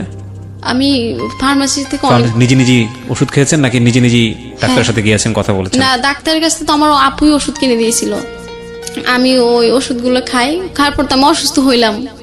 রুমে সবাই আমাকে সেবা করতেছে আর শুধু বুঝাইতেছে। যাই হোক, ওর সাথে কথাবার্তা বলছেন তারপর? হ্যাঁ, পরে রবিউলের সাথে আমার কথা হইতেছে। পরে বলতেছে যে শোনো, আমার একটা বাইক থাকবে, একটা সুন্দরী বউ থাকবে, তাহলে সে বাইক চালানোর মজাটাই থাকবে। আর তুমি তো কাক, এই জন্য তোমাকে বিয়ে করাটা হয়নি। এবার আমি দেশে যে একটা সুন্দরী মেয়ে বিয়ে করবো। পরে আমি বলছি যে তোমাকে সুন্দরী মেয়ে বিয়ে করাইতেছে, আমি তো তোমার অপেক্ষায় থাকবো। তুমি দেশে এসে দেখবা আমি তোমার অপেক্ষায় আছি। আর বলতেছে তুমি তো বুড়ি হয়ে যাবা, আমি তো তখন তোমাকে বিয়ে করব না।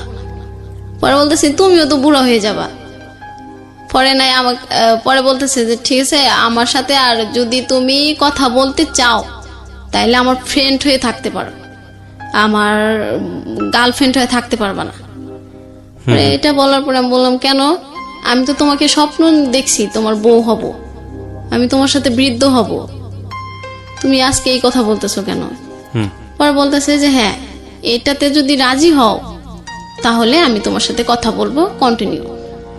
পরে আমি বললাম যে না, আমি এটাতে কোনোভাবেই রাজি হতে পারবো না, কারণ তুমি তখন অন্য একজনকে বিয়ে করবা, আমি তো এটা মেনে নিতে পারবো না। পরে বলতেছে আচ্ছা ঠিক আছে তাইলে রাখি। পরে এটা বলার পরে ওর ওই দেশের নাম্বার আমি পেয়ে যাই। পরে আমি তো সবসময় ওকে ফোন দিতেই থাকি। ফোন দিলেও হয়তো 100 বার ফোন দিলে একবার রিসিভ করে বলে কি ব্যাপার, তুমি ফোন দিচ্ছ কেন, কিছু বলার আছে তোমার?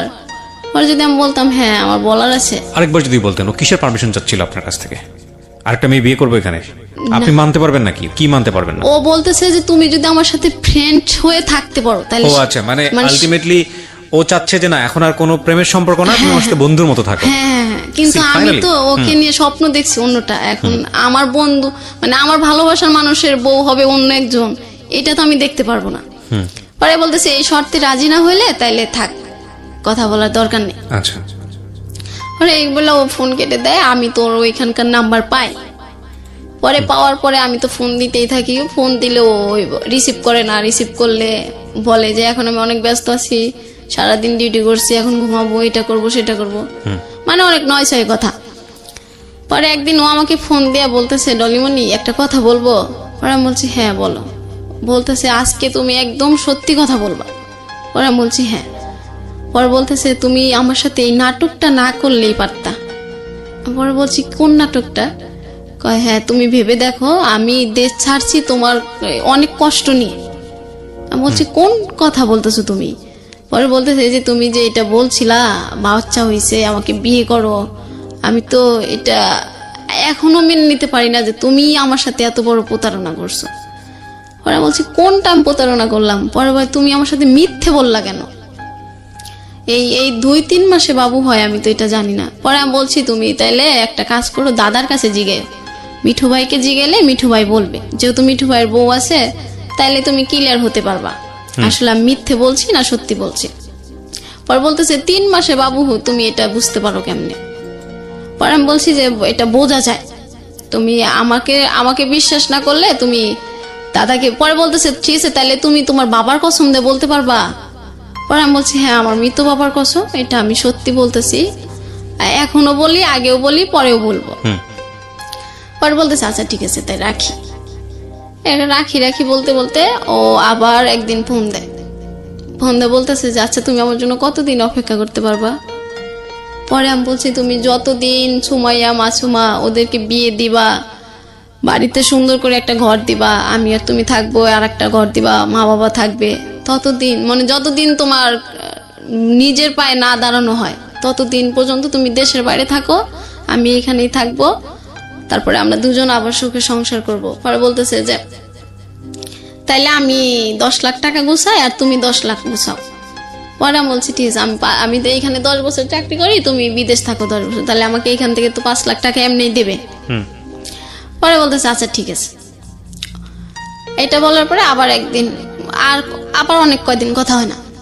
কথা না হইলে আমি তো ফোন দিতে থাকি, দেখে ও আমাকে ব্লক করে দেয় ইমোতে। ব্লক করে দেওয়ার পরে আমি আর ওকে খুঁজে পাই না, আমি তো পাগল হয়ে গেলাম। পরে আমার একটা ফ্রেন্ডের ইমোতে ওর নাম্বারটা সেভ করলাম, সেভ করার পরে ওই নাম্বার থেকে ফোন দিলাম, পরে ওই নাম্বারটাও ব্লক করে দেয়। যেটাই দেখে যে আমার কণ্ঠ সেটাই ব্লক করে দেয়।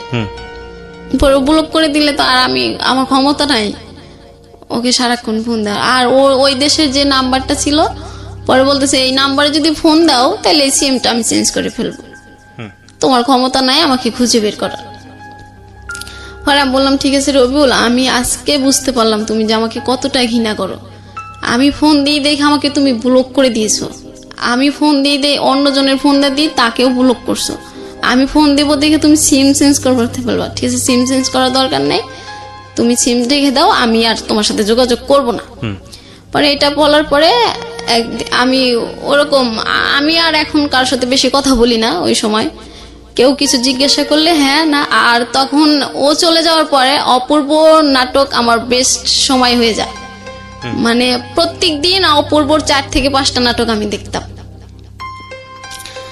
অপূর্বর নাটক দেখতে দেখতে এক সময় আমি মানে ওকে ফোন দেওয়াটা ভুলে যাইতাম, মানে ওর ব্লক করা। তারপরে আমি দিনে একবার করে ফোন দিতাম যে যদি কোনোদিন ব্লকটা খুলে ফেলে। পরে একদিন ওই নিজে থেকে ফোন দিছে, ফোন দিয়ে বলতেছে কি করো। পরে বলতেছি তোমার আমি বলছিলাম যে তুমি যদি কখনো হারিয়ে যাও তাহলে অপূর্ব নাটক আমার সঙ্গী হয়ে যাবে। পরে বলতেছে ও অপূর্ব নাটক দেখো। পরে বলতেছি হ্যাঁ। পরে কইতেছে অপূর্বর একটা নাটক দেখো। পরে আমি বলছি কি নাটক। পরে কইতেছে যে উৎসর্গ ভালোবাসা। পরে আমি ওই নাটকটা বলছি আচ্ছা ঠিক আছে, তোমার সাথে কথা শেষ হওয়ার পরে আমি নাটকটা দেখবো। পরে ওই নাটকটা দেখলাম। পরে বলতেছে নাটক শেষ হইলে আমাকে আবার একটা ফোন দিবা। পরে আমি বলছি তুমি তো আমাকে ব্লক করছো, আমি কিভাবে ফোন দিব। পরে বলতেছে ঠিক আছে আমি ব্লক খুলছি, তুমি ফোন দিও। পরে আমি ফোন দিয়ে আমি তো মহা খুশি, সবাইকে বলতেছি যে দেখো আমার রবিউল না আমার ব্লক খুলে দিছে। সবাই তো আমার কইতেছে কি পাগল, যেই ছেলেটা এতবার অপমান করে সেই ছেলেটা আজকে ব্লক খুলে দিছে আর সে সবকিছু ভুলে গেছে। পরে আমি বলতেছি না রে, ওর হয়তো সমস্যা হয়েছিল এই জন্য ব্লক করে রাখছে। পরে বলতেছে যে ঠিক আছে নাটকটা শেষ হলে আমাকে কিন্তু অবশ্যই ফোন দিবা। পরে বলছি আচ্ছা ঠিক আছে। পরে আমি নাটকটা শেষ করে ওরকে ফোন দিই। ফোন দেওয়ার পরে বলতেছে এই নাটকটা কেমন লাগলো। পরে বলছি হ্যাঁ ভালো লাগছে। পরে বলতেছে আজকের থেকে অপূর্ব নাটক দেখা বাদ দিয়ে সিয়ামের নাটক দেখবা। পরে আমি বললাম আচ্ছা ঠিক আছে। পরে বলতেছে সিয়াম আমার ফেভারিট নায়ক, ওর নাটক দেখবা। পরে আমি বললাম আচ্ছা ঠিক আছে। পরে এই নাটকটা কথা বলার পরে ও একটা অপূর্বর গান দেয়। গান দেওয়ার পর আবার আমাকে ব্লক করে দেয়। পরে আমি বললাম যে কি ব্যাপার, এই মাত্র ভালো মানুষ কথা বললো আবার ব্লক করে দিল। পরে রুমে আমি কান্না করতেছি। পরে রুমে সবাই বলতেছে কি ব্যাপার রবিউল না, তুই কি বললি যে কেবল কি যেন দিছে, খুব খুশি। পরে আমি বলছি অপূর্বর একটা গান দিছে। পরে গানটা এরকম তো আমার এখন ভালো থাকা আমার উপর নেই, তোমার মতো তুমি ভালো থেকো। পরে এই গানটা শোনার পর রুমে সবাই বলতেছে এবার তুই নিজে থেকে ওকে ব্লক করে দে মন থেকে। আচ্ছা। পরে আমি বললাম না, আমি ওকে মন থেকে কখনো ব্লক করতে পারবো না। পরে এভাবে কান্নাকাটি করার পর রুমে সবাই বিরক্ত হয়ে যায় মানে আমার প্রতি। এই একটা ছেলেকে নিয়ে সারাক্ষণ, যে ছেলে তোমাকে চায় না, সেই ছেলে তোমাকে পাত্তাই দেয় না, তাও কেন তুমি সেই নতুন করে জীবনটা শুরু করো।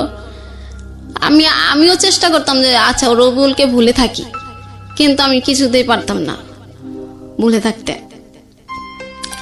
পরে এরকম করতে করতে আমি ও বলতো যে নামাজটা ঠিক মতো পড়ো। পরে আমি একদিন নামাজ পড়ে মানে বলতেছি যে হে আল্লাহ, তুমি কি আমাকে রবিউলের সাথে আর কখনো মিলে দেবে না আগের মতো। এরকম করতে করতে রুমে মনে হয় ওই দিন সারা রাত চলে গেছে, আমি ওইভাবেই আছি একই অবস্থায়। পরে একদিন আমার ফোনটা আমি আর কাছে রাখি না, যেহেতু আমার রবিউলই নাই, আমার ফোনের আর দরকার নেই।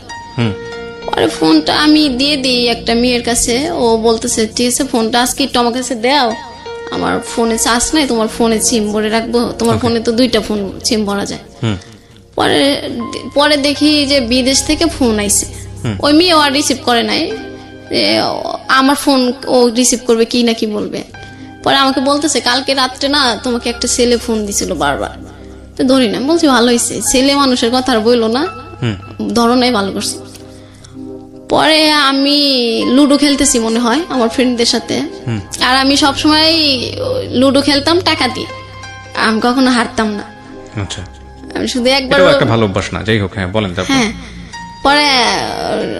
পরে দেখি আমার ফোনটা বাজতেছে। পরে আমাকে আমার রুমমেট বলতেছে জলেপু তোমার ফোন বাজে, যাও ফোনটা রিসিভ করো, নাহলে তোমার মনটা খেলার ভিতর থাকবে না। পরে আমি বলছি না রে, যার ফোনের অপেক্ষায় থাকি সেই ফোন দেয় না, আর ঘোড়ার ফোন বেজে কি হবে। পরে ওই মেয়ে বলতেছে ঠিক আছে, আমি ধইরা যদি কোনো অপরিচিত ছেলে হয় তাইলে কিন্তু আমি প্রেম করা শুরু করবো। পরে বলছে ঠিক আছে যা। পরে ও ফোন ধরছে, পরে রবিউল বলতেছে যে আমি রবিউল, এখানে কি ডলিমনি আছে?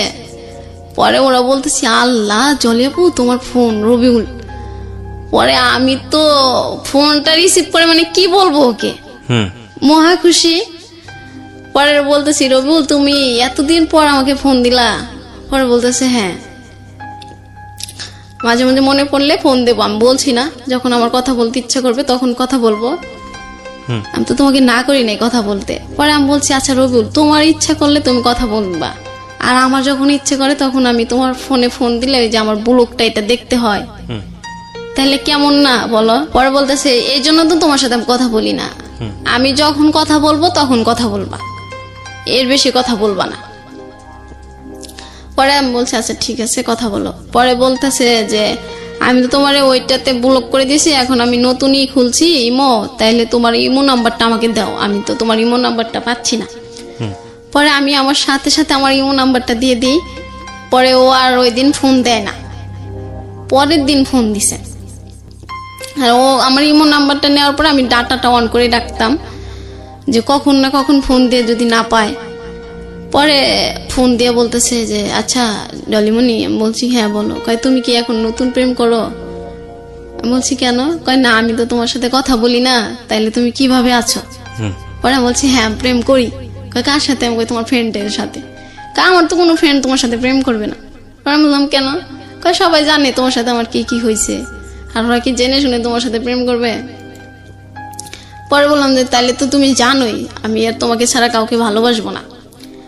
পরে বলতেছে যে তুমি আমাকে এখনো ভুলতে পারো না, আমি তো বলছি তোমাকে আমি বিয়ে করব না, তাহলে তুমি ভুলে যাও না কেন? নতুন একটা বিয়ে করো, নতুন বিয়ে করো, আমি তোমাকে অনেক গিফট পাঠাবো, তোমার বাচ্চার জন্য অগ্রিম গিফট পাঠাবো। পরে বলতেছে আচ্ছা আমি যদি গিফট হিসাবে একটা জিনিস চাই দিবা? পরে বলতেছে হ্যাঁ দেবো, বলো। পরে আমি বলছি তাইলে আমি তোমাকেই চাই। পরে বলতেছে এই কথা বললে আর কখনো ফোন দেব না, ব্লক করে দেবো আবার। পরে বললাম যে তুমি বারবার এই ব্লকের ভয় দেখাও কেন? পরে বলতেছে তুমি আমাকে চাও কেন? আমাকে চাও না তাইলে তো আর তোমার সাথে আমি এরকম করি না, তুমি আমার বন্ধু হয়ে থাকো। পরে আমি বলছি যে তুমি যেহেতু আমাকে চাও না তাহলে বন্ধু চাও কেন? পরে বলতেছে তুমি অনেক ভালো একটা মেয়ে, আমি তোমাকে কখনো ভুলতে পারবো না। আমি বলছি কেন? কয় তুমি যে অনেক ভালো একটা মেয়ে এর জন্য ভুলতে পারবো না। পরে বললাম যে আমি যদি অনেক ভালো মেয়ে হই তাহলে তুমি আমার সাথে থাকতে চাও না কেন? পরে বলছে না আমি থাকতে পারবো না, আমি কারণ দেশে যাইতে পারবো না, আমি তোমাকে বিয়ে করতে পারবো না, আমি দেশে যাব কোন না কোন কালে, তার কোনো ঠিক ঠিকানা নাই, এতদিন তো তুমি আমার অপেক্ষায় থাকতে পারবা না। ওরা বলছে তুমি এটা বলো কেন? আমি তো থাকতে পারবো, আমি তো জানি তোমার জন্য আমি কি করতে পারবো না পারবো। পরে বলতেছে এরকম মুখে অনেক কিছু বলা যায়, আসলে বাস্তবটা এত সহজ না। পরে আমি বলছি ঠিক আছে তাইলে আমি, তুমি যেহেতু আমাকে চাওই না তাইলে আজকের থেকে তোমার ব্লক করতে হবে না, আমি এমনিতেই তোমাকে ফোন দেবো না, তুমি আর আমাকে ফোন দিয়ে মাঝে মাঝে ফোন দিয়ে এলোমেলো করে দিও না। যদি আমার কাছে ফিরে আসতে চাও কোনোদিন, আমি সেই দিনকেই তোমাকে নেব, কিন্তু এই যে তুমি বন্ধু হবা, এটা হবা, সেটা হবা, এরকম ফোন দিয়ে এরকম কথা বললো না। দরকার নেই, রাইট। হ্যাঁ, কারণ আমি একটু নিজেকে যখনই গুছিয়ে নেই তখনই আবার এসে এলোমেলো করে দাও। তুমি তখনই আমাকে এলোমেলো করে দাও। আমি তারপরে আবার 2-3 সপ্তাহ তোমাকে মানে তোমার মানে মাথা থেকে তোমাকে আর বের করতে পারি না। রাইট। যখনই একটু বের করি আবার তুমি এলোমেলো করে দাও। তাইলে এরকম করার চেয়ে একবারে চলে যাওয়াই ভালো। তুমি যাও, সুখে থাকো, আমি এটাই চাই। পরে বলতেছে আচ্ছা ঠিক আছে, তাইলে আর আমাদের কথা হবে না। পরে বলতেছে যে বাবার অসুখ, একদিন ফোন দিয়ে বলতেছে বাবার অসুখ, বাড়িতে টাকা দিতে পারি না। পরে আমি বললাম যে ঠিক আছে, তাইলে আমার কাছ থেকে টাকা নাও, নিয়ে তুমি করো, বাড়িতে দিয়ে দাও। পরে বলতেছে না, তোমার কাছ থেকে টাকা নেওয়া যাবে না, এমনি তুমি আমার কাছে, আমি তোমার কাছে অনেক ঋণ। পরে বলতেছি না, আমার কাছে তুমি কোনো ঋণ নি নাই। পরে বলতেছে যে এই জন্যই তোমাকে আমি আমার বন্ধু করে রাখতে চাই, তুমি কেন বোঝো না। পরে বলছি না, আমি এর জন্যই তোমাকে চাই আমার করে, তুমি কেন বোঝো না। পরে বলতেছে ঠিক আছে, এখন রাখি, কাজে যাব, পরে অন্য একদিন কথা হবে। পরে বললাম যে আচ্ছা ঠিক আছে, তাই আমি তোমার ফোনের অপেক্ষায় থাকবো। আমি সব সময় ফোন আমার কাছেই রাখি, অফিসে গেলেও, বাসায় থাকলেও, যেখানে গেলে, যে যদি হঠাৎ করে রবিউল ফোন দিয়ে আমাকে না পায়। পরে একদিন ফোন দিয়ে বলতেছে যে আমার অফিসে না ঠিক মতো কাজ হয় না, স্যালারিও পাই না, আর যে টাকা স্যালারি পাই ওইটা আমার খাওয়ার জন্যই চলে যায়, বাড়িতে দিতে পারি না। এই মাসে বাড়িতে মাত্র 4,000 টাকা দিছি। আমি বলছি, পরে বলতেছি তাহলে এই কোম্পানিটা চেঞ্জ করে ভালো, অন্য একটাতে যাও। পরে বলতেছে এই কোম্পানি চেঞ্জ করলে আর 3 লাখ টাকা লাগবে, তাইলে সে আমি অন্য কোম্পানিতে যেতে পারবো, স্যালারি পাবো। পরে আমি বলছি ঠিক আছে, তাহলে আমি যদি 3 লাখ টাকা দিই, তুমি কি এই কোম্পানি চেঞ্জ করবা? মানে আপনি বললেন হইলো ছেলেটাকে? হ্যাঁ, মানে রবিউলকে। ও বাড়িতে টাকা দিতে পারছে না, আচ্ছা। আর মানে বাড়িতে যত তাড়াতাড়ি টাকা পয়সা দিয়ে করতে পারবো, তাড়াতাড়ি দেশে চলে আসতে পারবে। পরে বলতেছে হ্যাঁ, এটা করা যায়। পরে আমি বলছি ঠিক আছে, তুমি যদি অন্য কোম্পানিতে যাও তাহলে আমাকে জানাও, আমি টাকা পাঠিয়ে দেব। পরে ও একদিন ফোন দিয়ে বলতেছে যে পাসপোর্ট যে মালিকের কাছে, উনি 3 বছর না হলে পাসপোর্ট দেবে না, আমি আর অন্য কোম্পানিতেও যাইতে পারবো না। পরে বললাম যে তাহলে তো এখন কিছু করার নাই, এইখানেই থাকতে হবে, যে কয়টা করে বাড়িতে পাঠাইতে পারো ওই টাকাই দিতে হবে। পরে বলতেছে হ্যাঁ। পরে একদিন আমি বলতেছি আচ্ছা রবিউল, আমাকে কখনো তোমার মিস করো না? পরে বলতেছে না। বলতেছি কখনো আমাকে আর কাক পাখি বলতে ইচ্ছা করে না তোমার? বলে না। পরে আমি বলতেছি কখনো আমাকে বউ বলে ডাকতে ইচ্ছা করে না? বলতেছে না। পরে আমি কখনো কি আমাদের কাটানোর সময়গুলো তোমার মনে পড়ে না? বলতেছে না। পরে বলছি কেন? কয় কি এমনি তুমি মিথ্যে কথা বলো, নাটক করো, এই জন্য তোমার কথা আমার একটু মনে পড়ে না, আমি এখন তোমাকে ঘৃণা করি। বলছি তো আমাকে ঘৃণা করো তো আমার সাথে কথা বলো কেন?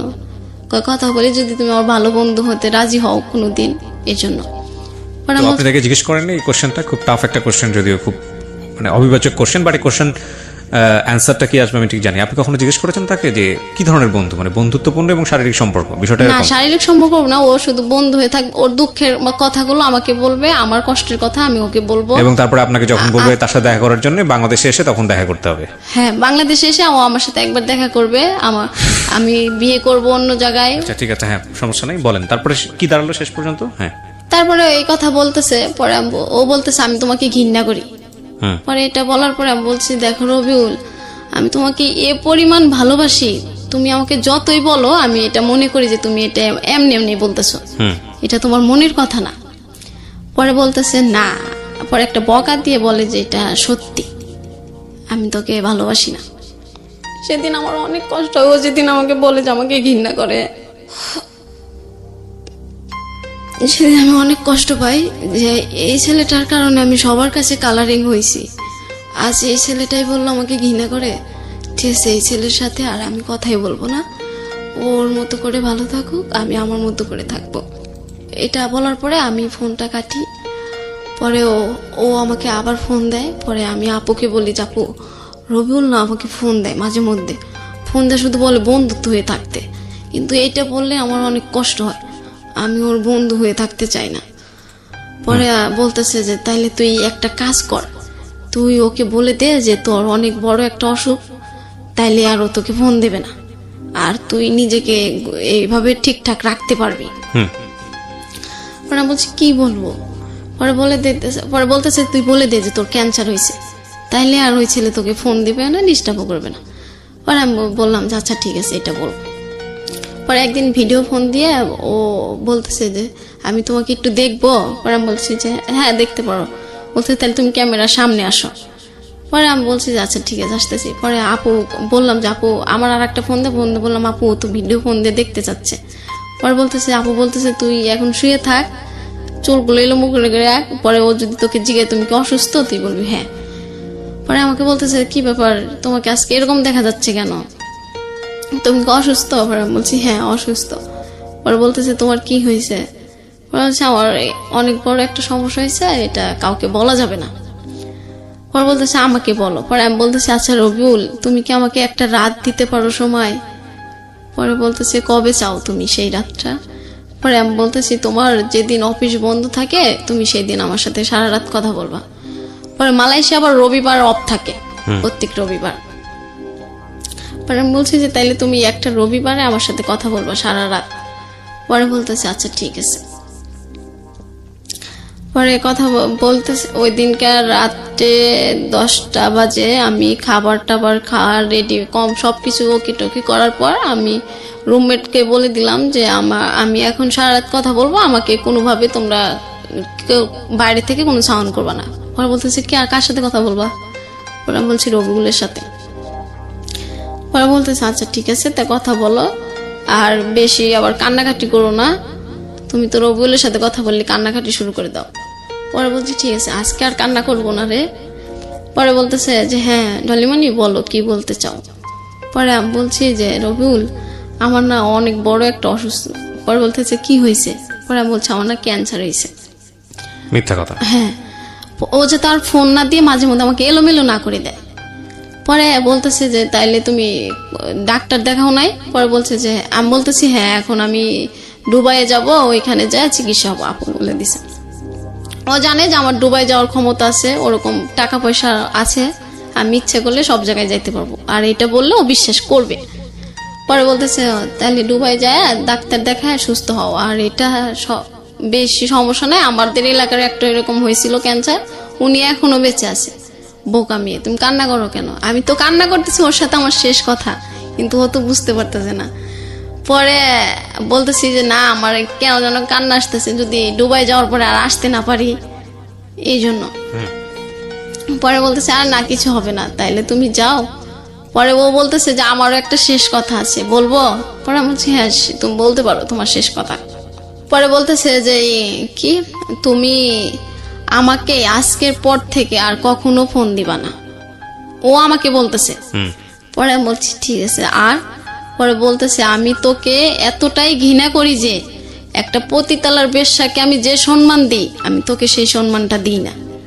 পরে আমার এটা বলার পরে আমি তো অনেক কান্না করি যে আমি তো তোমার সাথেই শুধু খারাপ কাজ করছি, তাইলে আমি যদি খারাপ হই তাইলে তো আমার সাথে তুমিও খারাপ, তাইলে তুমি একটা বেশ্যাকে বিশ্বাস করো আমাকে বিশ্বাস করো না কেন?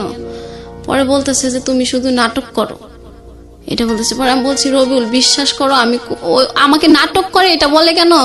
আমি ওই যে বাসাটায় কাজ করতে গেছিলাম ওইটা ওর বিশ্বাস হয় নাই, যেই মেয়ে করবে কাজ অন্যর বাসায়। আর নাটক হচ্ছে যে আমি বলছিলাম যে বাড়ি থেকে আমাকে কেউ মেনে নেবে না, বাড়িতে উঠাবে না, এটাকে নাটক বলে। আর ওই যে ওকে যে বলছিলাম যে ঠিক আছে তুমি যখন আমাকে মেনে নিচ্ছ না তাইলে ঠিক আছে তুমি তোমার মতো থাকো, আমার জীবনের ডিসিশন আমি নিজেই নেব। ও এই 3টা জিনিস বিশ্বাস করতে পারে না, এই জন্য আমাকে এখনো বলে আমি ওর সাথে নাটক করি। পরে এটা বলার পরে ও যখন এটা বলতেছে, পরে আমি বলছি যে আর কিছু বলবা? পরে বলতেছে হ্যাঁ তুমি আর কখনো আমার নাম। তারপরে কি হলো? ও তারপরে এসব ফোনটা কেটে দিলেন, রেখে দিলেন? না ফোন রাখে নাই। পরে আমি বলতেছি যে রবিউল আমি যতদিন বেঁচে থাকবো ততদিন তোমাকে ভালোবেসেই থাকবো, আর তুমি আমাকে যতই ঘৃণা করো আমি তোমার অপেক্ষায় থাকবো।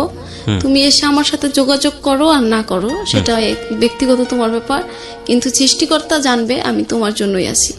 আর তুমি এই যুগে আমার না হলে আমি পরকালে যেন তোমাকে পাই, তুমি আমার ওই কালে হইও, আমার শুধু তোমার কাছে এতটুকুই অনুরোধ। পরেও বলতেছে হায় রে পাগল আমি এই কালেই তোমার হইলাম না, ওই কালে হই কিভাবে?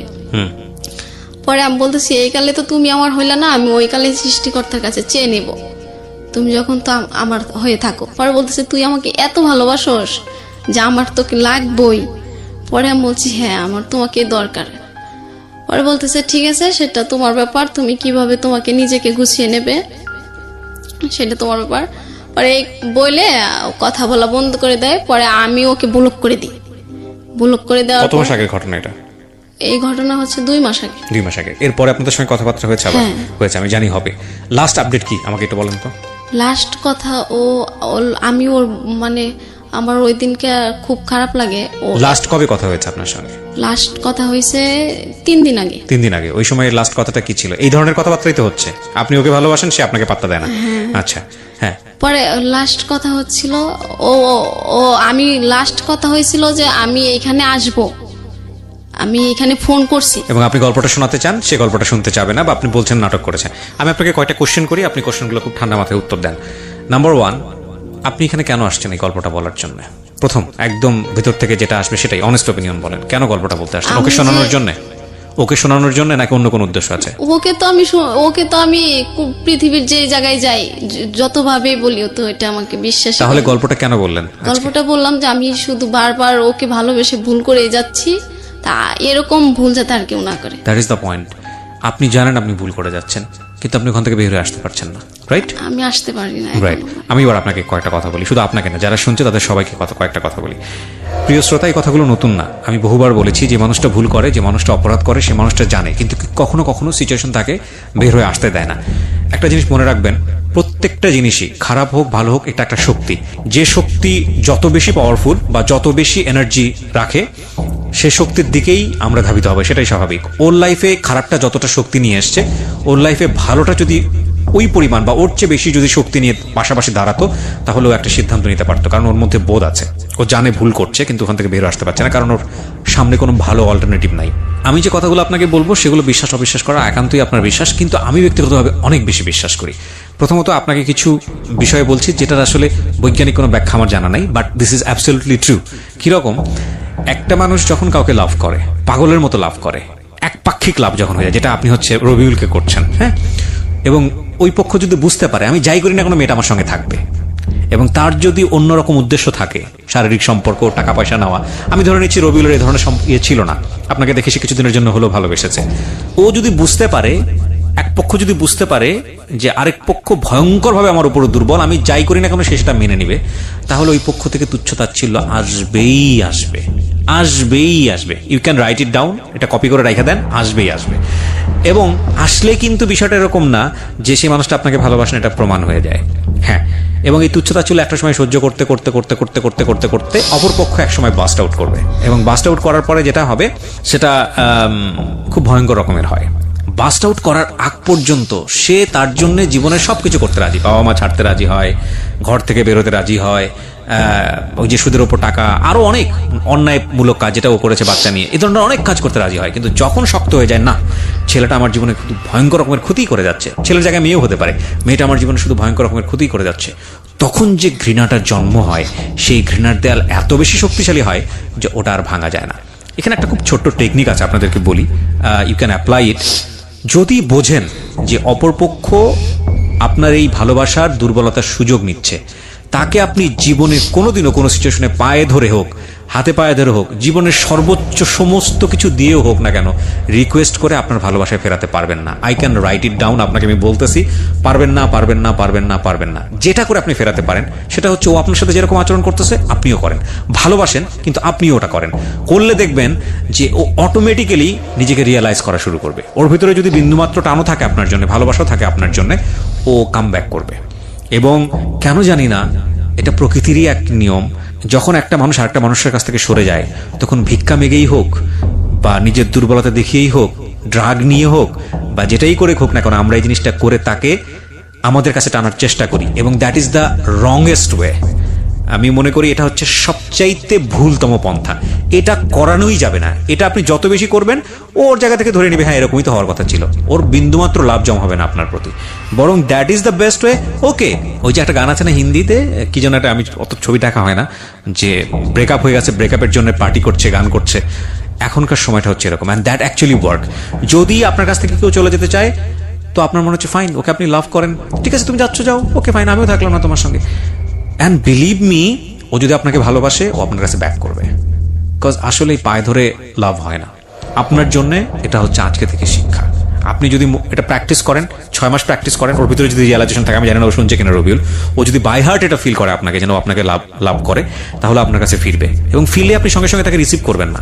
লাস্ট 1 বছর যা করছো আপনার সঙ্গে, সম্পর্ক কত দিনের? 2 বছর। 2 বছর, তার মধ্যে 1 বছরেই বিদেশ গেছে কতদিন যাবত? বিদেশ গেছে 1 বছর। 1 বছর। লাস্ট 1 বছর আপনার সাথে যেটা করছে সেটা আপনি সুদে আসলে আগে আদায় করবেন। না আমি একটু শেষ করি। যদি আপনি সেটা করতে পারেন তাহলে দেখবেন যে ও ওর জায়গাটাতে অনেক বেশি সফট হয়ে গেছে, এবং ইট অ্যাকচুয়ালি ওয়ার্কস, এটা কাজ করবে। আর যদি আপনি এটা করতে না পারেন তাহলে সারা জীবনে you will show your softness, and lastly গিয়া যেটা হবে যে ও আপনাকে ইউজ করেই যাবে এবং এটার কোনো এন্ডিং রেজাল্ট আসবে না, ঠিক আছে? আর আজকের এই গল্পের একটা চমৎকার জায়গায় এসে আমি আপনাকে সম্মান করি বলছি কথাটা। আমরা যখন ভুল করি তখন আমরা জানি, কিন্তু ওই ভুলের সামনে কিছু কিছু ইমোশন, কিছু কিছু ভয়ঙ্কর রকমের ফিলিংস এত বেশি বাধা হয়ে দাঁড়ায় যে আলটিমেটলি ভুলটা করছি ওই সেন্সটা মাথায় থাকে না। আপনি যখন বাচ্চাটা কনসিভ করেছেন তখন আপনি জানতেন যে আপনি ভুল করছেন। আপনি যখন ওর সঙ্গে শারীরিকভাবে মেলামেশা করেছেন তখন আপনি জানতেন আপনি ভুল করছেন, এটা একটা অপরাধ। বাচ্চাটা কনসিভ করার পরে বাচ্চাটাকে যখন মেরে ফেললেন পেটের মধ্যে তখনও আপনি জানেন অপরাধ। তারপরও আপনি ওর কাছ থেকে সরে আসতে পারেন নাই, কারণ ওর প্রতি আপনার একটা অন্ধ ফিলিংস আছে। অন্ধ ফিলিংস নিয়ে সারা জীবন রান করা যায় না, অন্ধ ফিলিংস সারা জীবন থাকে না। এবং যারা যখন অন্ধ ফিলিংসে থাকে তখন এটা এই কথাটা বিশ্বাস করে না। যখন জীবন থেকে চলে যায় অন্ধ ফিলিংসটা হঠাৎ করে একদিন কিংবা ধীরে ধীরে ক্ষয়ে যায়, তখন বোঝা আরে জীবনে কত বোকা ছিলাম, ভয়ঙ্কর রকমের বোকা ছিলাম। পৃথিবীতে একটা কাপলও নাই বা হিস্ট্রিতেও নাই প্রেমের সম্পর্ক হয়েছে, একটা পরিণতিতে গিয়েছে বিয়ের পরে, ঠিক আছে ফাইন, এবং যেই ধরনের ভালোবাসা নিয়ে তাদের মধ্যে সম্পর্কটা তৈরি হয়েছে, আকর্ষণ তৈরি হয়েছে, সেই সম্পর্কটা সারাটা জীবন বা সেই আকর্ষণটা সারা জীবন ছিল। এটা মানুষের পক্ষে সম্ভবই না, কোনোভাবেই সম্ভব না। একটা সার্টেন পিরিয়ডের জন্য এই ফিলিংসটা থাকে, এই ফিলিংসটা ধীরে ধীরে ক্ষয় হয়ে যায়, অন্যদিকে ডাইভার্ট হয়ে যায়, বিয়ের পরে সেটা রেসপন্সিবিলিটির দিকে চলে যায়, অন্যদিকে চলে যায়। সো এই ফিলিংসটা সারা জীবন থাকে না। সুতরাং এই ফিলিংসটাকে রেখে আপনি তো ভুল করেই ফেলেছেন, বাকি যারা আছে শ্রোতা তাদের উদ্দেশ্যে একটা কথাই বলতে চাই, জীবনে এমন কোনো খুঁত নেওয়া উচিত না, জীবনে এমন কোনো ভুল করাটা উচিত না, যেটা আমি বারবার বলেছি, বহুবার বলেছি, আরো বলবো হয়তোবা, যেই ভুলটা সারাটা জীবন আপনাকে ক্যারি করে বেড়াতে হয়, যেই দাগটা আপনাকে সারাটা জীবন ক্যারি করে বেড়াতে হয়। আমাদের সমাজে এই যে আজকে যে বোনটি আমাদের এখানে এসছে, ডলির মতো অসংখ্য বোন আছেন যারা এইরকম ইমোশনে পড়ে যখন একটা ছেলেকে লাভ করে ফেলেন জীবনের সমস্ত কিছু দিয়ে দেন, জীবনের সমস্ত কিছু তার জন্য উৎসর্গ করেন, কিন্তু এটা ভুলে যান যে দিন শেষে আসলে মানুষ একা, এবং ওই একার কাছে ভালো থাকাটা খুব গুরুত্বপূর্ণ, খুব খুব খুব গুরুত্বপূর্ণ। আমি বলবো আপনার বয়স 24 বছর, সামনে অনেক বয়স পড়ে আছে, আপনি নিজের পায়ে দাঁড়িয়েছেন, নিজে পয়সা রোজগার করেন, যে ভুলগুলো করেছেন সেগুলো থেকে বের হয়ে আসতে হবে। এবং সেটার জন্য আমি আপনাকে যেটা বললাম, এই ছেলেটাকে যদি সত্যি আপনি আপনার জীবনে চান, আমি তাকে এখনো নেগেটিভ কোনো কিছু বলছি না, সে যেটা করছে সেটা আমার কাছে সামহাও মনে হচ্ছে যে হয় আপনাকে ভালোবাসে অথবা ভালোবাসে না, এরকম একটা দোলাচলের মধ্যে আছে সে। তবে আমি আপনাকে বললাম যদি সত্যি আপনাকে ফিরে পেতে চান তাহলে that is the ultimate chemotherapy, এটার পর আর কোনো থেরাপি নাই। ও আপনার সাথে যা করছে আপনি সেটা মেনে নেন, মেনে নিয়ে ওকে আর পাত্তা দিয়েন না। ও আপনাকে ফোন করুক, আপনি ফোন রিসিভ করেন না, ওকে আপনি রিল্যাক্স থাকতে দেন, আপনি বারবার ওর দিকে হাত বাড়ায়েন না, ওকে আপনি স্পেস দেন। 2-4-6 মাস আপনি যোগাযোগ করেন না, 2-4-6 মাস আপনি ফোন রিসিভ করেন না। ওর রিয়েলাইজেশন হোক যে আসলে আপনাকে ভালোবাসে কিনা। পাগলের মতো আপনাকে টেক্সট পাঠানো শুরু করবে, ও আপনার কাছে ফেরার জন্য উন্মাদ হয়ে যাবে একটা সময়। যদি এরকম ক্রেজি হয় দেশেও ফিরে আসতে পারে যদি আপনাকে সত্যি সত্যি ও লাভ করে। আপনি সে পর্যন্ত ধৈর্য ধরে শক্ত করে অপেক্ষা করেন। 6 মাস পরে 3 মাস পরে একবার ফোন দিয়েছে, পাগল হয়ে তার সাথে কথাবার্তা বলে সবকিছু উল্টপাল্ট হয়ে গেল। এই উইকনেস যতদিন থাকবে ততদিন এই ছেলে আপনার সঙ্গে এরকমই করবে। সো আপনি নিজের জায়গায় হার্ড হন, আর এই ছেলে যদি ফিরে আসে তাহলে 1 বছর যে কাজটা আপনার সঙ্গেও করেছে সে কাজটা আপনিও সঙ্গে করবেন। করার পরে যদি টিকে থাকে তাহলে বুঝবেন যে না, ওর মধ্যে একটা ভালোবাসা ছিল কিন্তু ও ইনডিসিশনে ছিল, ও আসলে কি করবে। তারপর আপনি সিদ্ধান্ত নেন ওকে বিয়ে করবেন কি করবেন না। তার আগ পর্যন্ত একে চান্স দেওয়ার কোনো সুযোগই নাই, কারণ ও দোলাচলের মধ্যে আছে। ও হচ্ছে হলো যে উপরেরটাও খাবে, একটা গাছেরটাও খাবে, তলারটাও ঘুরাবে, এই টাইপের রিলেশনশিপে যাচ্ছে ও আর কি। বাবা তুই পছন্দ করিস না, রবিউলকে বলছি, তুমি পছন্দ করো না ভাই, তারপরে ওর ফ্রেন্ডশিপের দরকারটা কি?